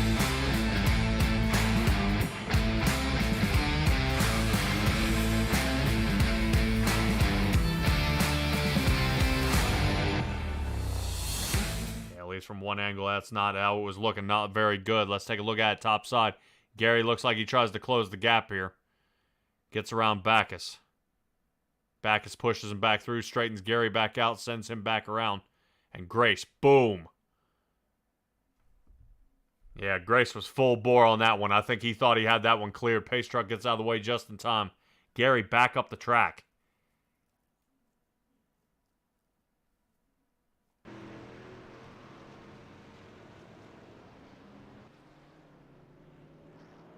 All right, speaking of which, back down pit road here. Live time. Sigleco, Grace, Stephen Goldner, Matthew Robinson are down pit. Robinson may be trying to make a little bit of a change up here. Because like I said, I think Gary Afoot was in front of him. So Gary may end up being on the lead lap.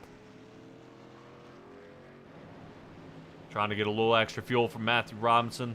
Definitely a set of tires. So interesting enough, right now, boy, they're going to say that was my fault. As I said, we'll talk to Sean Grace if he's not part of the next caution. Unfortunately, he was. He got caught up in that.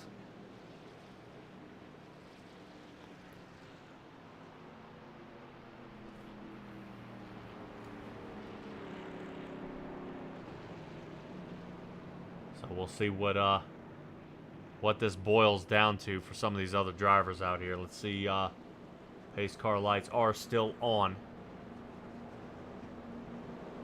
I'm trying to see. Isaac Salas is considering coming down pit road. Let me see if we can grab a hold of Isaac. Isaac, you got a copy? Yes, sir, I do. All right, I'm gonna ask you before I let you talk. Are you getting ready to head down pit road? No. Okay, well, I just want, hey, I've seen a couple guys pit. I don't want to mess up your pit stop. So, all right, I'll talk to you. Well, talk to me about the race here. What have we learned, Grasshopper? To not get so far out on the restart. I think I know that I got a pretty decent jump on there, and I realized it right away, and I kind of came back to make sure that I wasn't going to, have this massive run coming.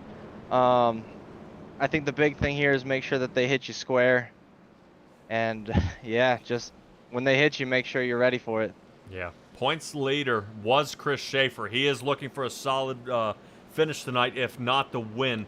A little bit from last week, we know not to really jerk around in front of these guys. How confident are you feeling in the tires on your truck tonight? I'm a whole lot better than last week, to be honest with you. I did a lot of practice over the week, running officials and kind of just getting practice with the team. And I think I'm ready. I know that he's probably going to push hard as hell just because we're green white checkered, and I know that he wants to win. So I'm going to have to throw some late race blocks. But I'm going to take it in stride, and I'll see what I can do here. All right, a couple drivers behind you do have Kyle Moonen, and it looks like Brennan Lacey, both within the top 10. They could cause some havoc up here in the front. Isaac, man, I hope to see you in a podium position here tonight. Good luck. Awesome. Thank you, brother. All right, everybody, Isaac Salas there, and he's leading the race again. He led a little bit at Daytona. He's leading in the front now. I would question what happens now. He's saying not a bad idea to jump early. I know Chris Schaefer wants to get out front. I know he wants to get out there. If Robert Lynch can find a gap behind Luis Meglin, he'll dive in and help the turn one guys and get this inside line rolling almost immediately. But this right now, just so many things in the works right now. This is huge for some of these drivers out here. I believe this being our first green-white checkered. We'll have a few more after this. A couple more, so we'll get a couple more shots if there ends up being any more cautions. Matthew Robinson seeing these only 1 lap down. Bixler is 3 laps down. He would end up being the lucky dog no matter what place he is. And being able to get the wave around, at least get him back on the lead lap. But I don't think even the man himself, Dale Earnhardt, can't make a 22 car pass to get to the front. So Robinson looking pretty dismal back there in the 18th position, especially after getting scoring on the pole here tonight. So we'll see how this goes. This is definitely what you get at a super speedway. There's not really a rhyme or reason. Good place to start, good place to be. You just try your best to stay alive. All right, let's see how this gets rolling here as Isaac Salas is going to start his next restart. Out front, Chris Schaefer watches him, and he's going to have the help. So Salas not off to as big of a restart like he said, and he wanted to make sure he remedies that. Lynch may drop down, leave Lowrance out, but they, from what Schaefer was saying, Lowrance is actually with him here tonight. We'll see how with him he is as the outside line starting to pick up pace. Watch Wetzel slide to the top. Here he comes. Wow, here it comes 3 wide. I knew this was going to happen. Right now, Kyle Moonen on the outside. Lynch trying to squeeze him toward the top. They're scraping along the wall. Oh, mercy, look at them. Here they come. Kyle Moonen now squeezes down on Lynch. Lynch pushes right on back, pushing Bandy Belt to the top of the top line. No can do. Looks like they are 1, 2, 1, 3, and 5 in that line on the outside. What can they do? Doyle Lowrance cuts Isaac Salas off. Salas now in trouble. Salas watching now the lead. Now ready. White flag. All right. What happens, happens. So now is where we make friends. Now is where the enemies. Here we go. Chris Schaefer sitting third. Isaac Salas second. Doyle Lowrance has the lead. Robert Lynch has got to stay behind him here. Well, it looks like Roger Craig sitting in the middle. Roger Craig almost taking it 4 wide here. Chris Schaefer blocking the Bandy Belt guys. Bandy Belt now moving. Here it comes. There's the wreck. Back of the field now totaled out. Here comes the next set. Kyle Moonen is around, and I would probably say that looked intentional. Doyle Lowrance may be driving to the win here. If Isaac Salas can lay off just a hair here, he might be able to sling around him. John Rayner thinking just that as he ended up a little gap with Luis Meglin sliding to the top. Isaac Salas in the front. Isaac might have the win. In the front, John Rayner's giving the push in front. Here it comes. Isaac Salas wins it at Talladega. John Rayner second, and Doyle Lowrance ended up third. Chris Schaefer in 7th position. Sean Grace 9th. I don't think that's enough to take the lead. Holy cow. All right. We're gonna do this one. I'm not gonna let this one go. I'm not gonna let this one go. We're gonna show all you guys from the outside looking in what happens here, because always that last lap wreck is always what determines who wins, who loses. Let's take a look at it from the top side. We saw how the Vanderbilt guys got lined up. You're seeing Kyle Moonen getting all sorts of loose here. Contact with Wetzel. There's Lacey. You see them moving around here. That's Lacey off the chart. Now, what I'm curious of here is Kyle Moonen. And I don't know how or why this one happened. Let's take a look at it top side. Yeah, it looked like a hook here. Boy, and it gets Steven Goldner. So every single one of the Vanderbilt guys got wiped out and off the face of the map on this one. Wow.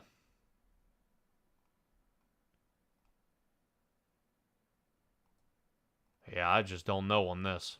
This was...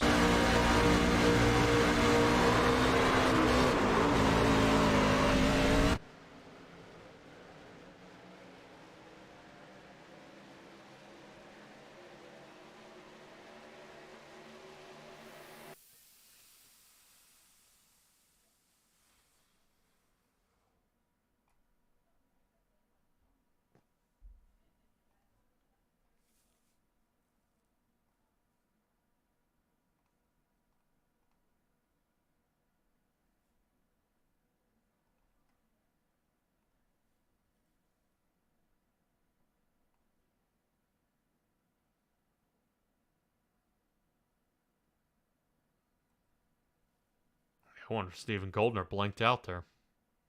He might have been over on the incidents because he disappears. Boy, oh boy, oh boy. That was a run here toward the end. Right now, that is exactly what Isaac Salas needed, was the win here.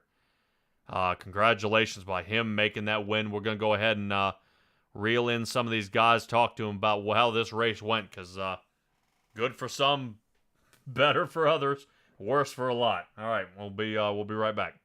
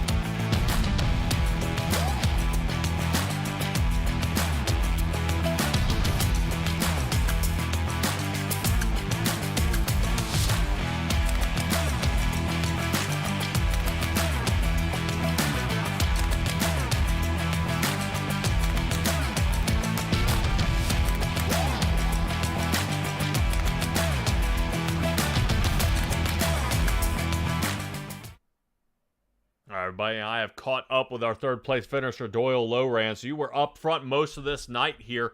Started third, ended third, led good bit of the race. What was the key to staying up front and mostly out of trouble? That's the key right there. You said it, staying out of trouble. Just trying to keep the truck clean, not to put myself in a position where I was going to wreck myself or anybody else. So just keeping it clean and staying in a position where I can capitalize at the end. Was there anybody out there that you felt you could work around? I know we talked to Chris Schaefer earlier in the race, and he said you were working with the Turn 1 racing guys. Did it seem to work in your favor here tonight? Yeah, I ran some with Chris and some with Isaac, and I can't remember the other 2 trucks I ran that I pushed. So I'm not really sure. Like I said, I just try to keep the truck clean and stay up front and be there at the end. All right, man. Well, congratulations on a podium finish here tonight. Your Chevrolet made it for a third-place finish, obviously. The 3 on the side of the truck worked pretty well. Give me a shout-outs here for the making the third-place finish at Talladega. Yeah, all right. First off, I just want to apologize for not making the photo shoot. I was worried about minimizing and starting up Discord, so I apologize to the rest of the guys for that. Shout-out just for Roger and the league for putting on an awesome show here, and you guys broadcasting. I really appreciate it. And this is always fun to go back and watch the replay and see what I did wrong and see what I did do right, and kind of learn from that. So yeah, looking forward to next week. All right, Doyle, appreciate you coming out here. Super Speedway, I would probably say most of these guys don't take it to heart if a little mistake was made. At least there were some fast repairs for some guys to boomerang back out there. But congratulations on your finish here tonight. Thank you, sir. I appreciate it. All right, everybody, and that's going to be it for Doyle Lowrance. I believe we run into our second-place finisher, that being John Rayner. And I've got to say, I wouldn't expect this, but the Salty Dogs get a driver in the podium. John Rayner, talk to me here. What a race this was.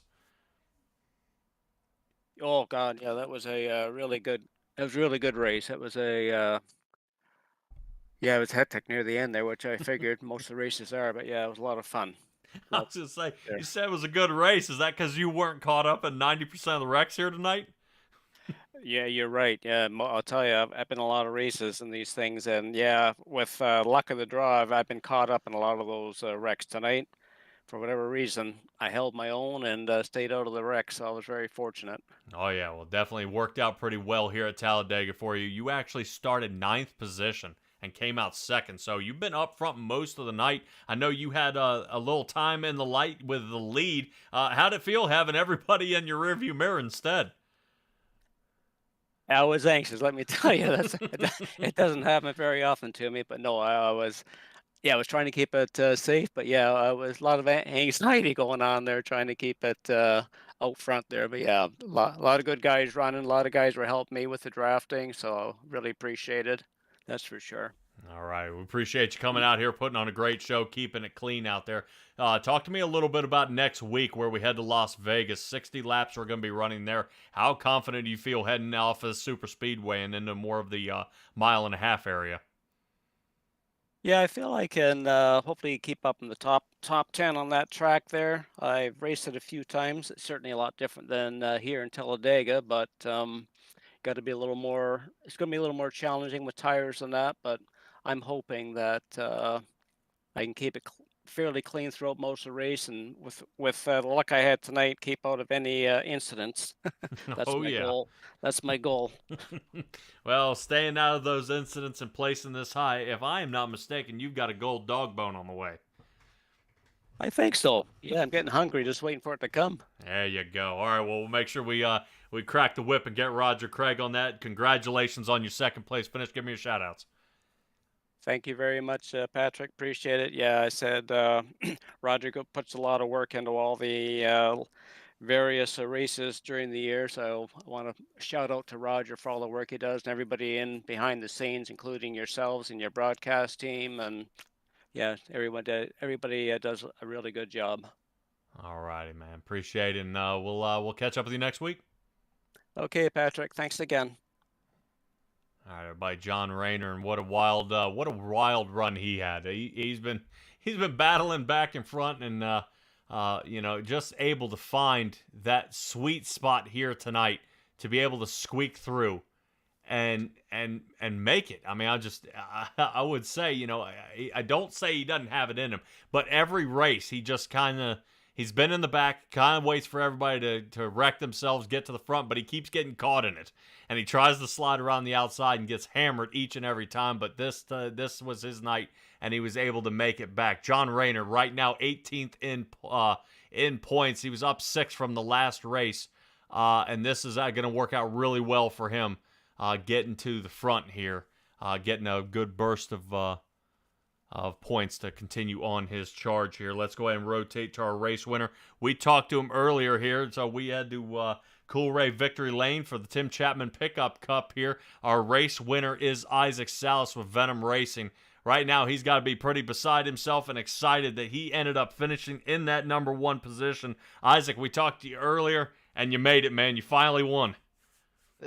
Yeah, buddy. I'm glad I wasn't in the broadcast booth because I was screaming, baby. I was screaming. Well, talk to me on these last few laps here. You were getting out front. Vanderbilt lined up on the outside. I'm gonna say it. I called it, and then it just absolutely blew the back of the field to pieces, and you were able to get a good runaway there. Talk to me on these last few. Yeah, brother. I ain't gonna lie to you.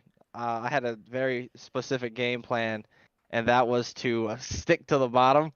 I knew that once Doyle was out in front, everything like that, I knew if I just stick to his bumper, I knew that high side was most likely not going to want to play nice with each other. It just kind of seems like it's the name of the game anymore. So I knew if they did that, they probably wouldn't have, that good of momentum kind of coming to the front stretch. I didn't know it was going to be, full-blown backstretch that they weren't going to be around. They weren't really a factor.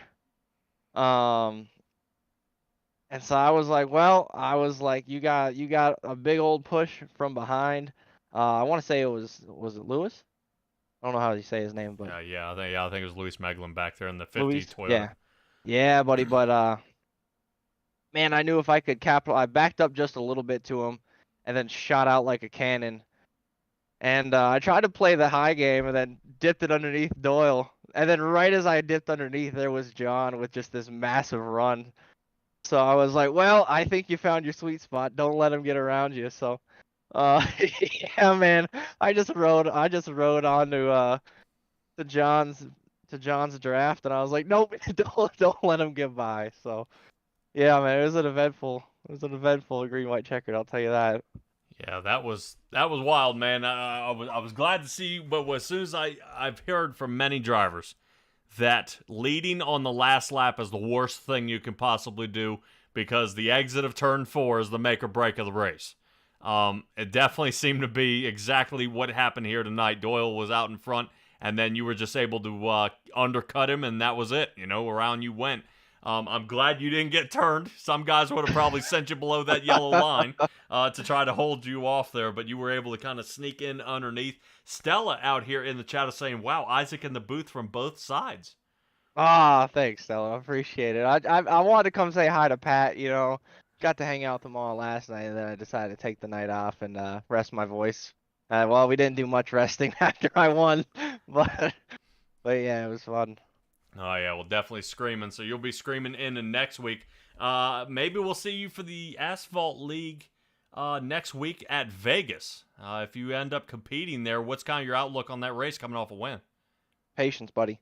That's kind of how I attacked those Xfinity cars when they first kind of came around. And I put up some really good finishes just by being truly patient, kind of saving my tires and coming late in the run. So I think that's going to be a big key. I'm actually going to actually do some practice here during the week. I know it's not very Isaac-like, but hey, it got me a win this week. So what's the worst that can happen? Yeah. Speaking of which, I think this also moves you into the Xfinity run this week, if I'm not mistaken. So that means, oh boy. Oh boy, yeah. I know. Going for the Triple Crown on Thursday, let me tell you. Well, you see where you're going. Fontana is actually where you're going. They are not following what we're doing. Oh, I know. I've been practicing, to be honest with you. I knew I knew the moment that the trail was coming out that it was gonna basically follow NASCAR's true schedule, and I was like, well, you're gonna need to start practicing, man. So that's kind of been the outlook I've had for well, I mean, basically since this season started. Oh yeah, well, definitely something to keep in mind at Fontana. Watch for that bump into 3. It's a nasty one. So give Yeah, me a shout out to your she's Isaac, brutal, because baby. you made it, man. Yeah, absolutely, buddy. That was one to be proud of, let me tell you. But thanks to all those guys over at Venom. They support the crap out of me, dude. You guys have no idea. Dean, the Super Dirt Car Series, Magnum Race Designs, Got Your Six Racing Network, RSN Trackside, Simtrax Broadcasting with you, buddy. Woo! Yeah, absolutely, man. Dirt Track Bank, Mission 22, and everything that they do for our veterans. Top Notch Trucking. Yeah, everybody here in Coast to Coast that makes it happen. Everything from everybody from the league owners to the admins to just the drivers. Like I say, damn near every time here. I love it here. We have a great group of guys running it and running the show. And thank you, buddy, for the broadcast. I'm freaking stoked to go back and watch. You have no idea. Oh yeah. Then yeah, just thanks to our veterans. Thanks to my old lady for letting me race on a Tuesday. And then yeah, just my friends and family that support me. All right, Isaac Salas, the 05 from Venom Racing. Congratulations on your win tonight. Awesome, thank you, buddy. All right, everybody, and that's going to do it for tonight. What a wild run this ended up being right here at the end. Just guys back and forth, different angles, different ways to get around. Let's go ahead and get our race results up so you can see where everybody placed. Isaac Salas, John Rayner, Doyle Lowrance, 1, 2, and 3. Chris Schaefer, who desperately needed it to get back into the lead, ended up 7th. Sean Grace is 9th, and they're going to try to duke it out at Las Vegas next week. Patrick Morrison here. Signing off with Simtrax Broadcasting. This was a wild one here at Talladega. I'm not 100% sure what we all expected, but we definitely got something to think about as we head into next week. Stay tuned for the Coast to Coast Racing Network on Wednesdays, or you'll find me at the finale with the Racing Revolution before they start Season 3. You guys, I'll see you all next time. Be well, be safe, be kind. I'll see all you guys next time.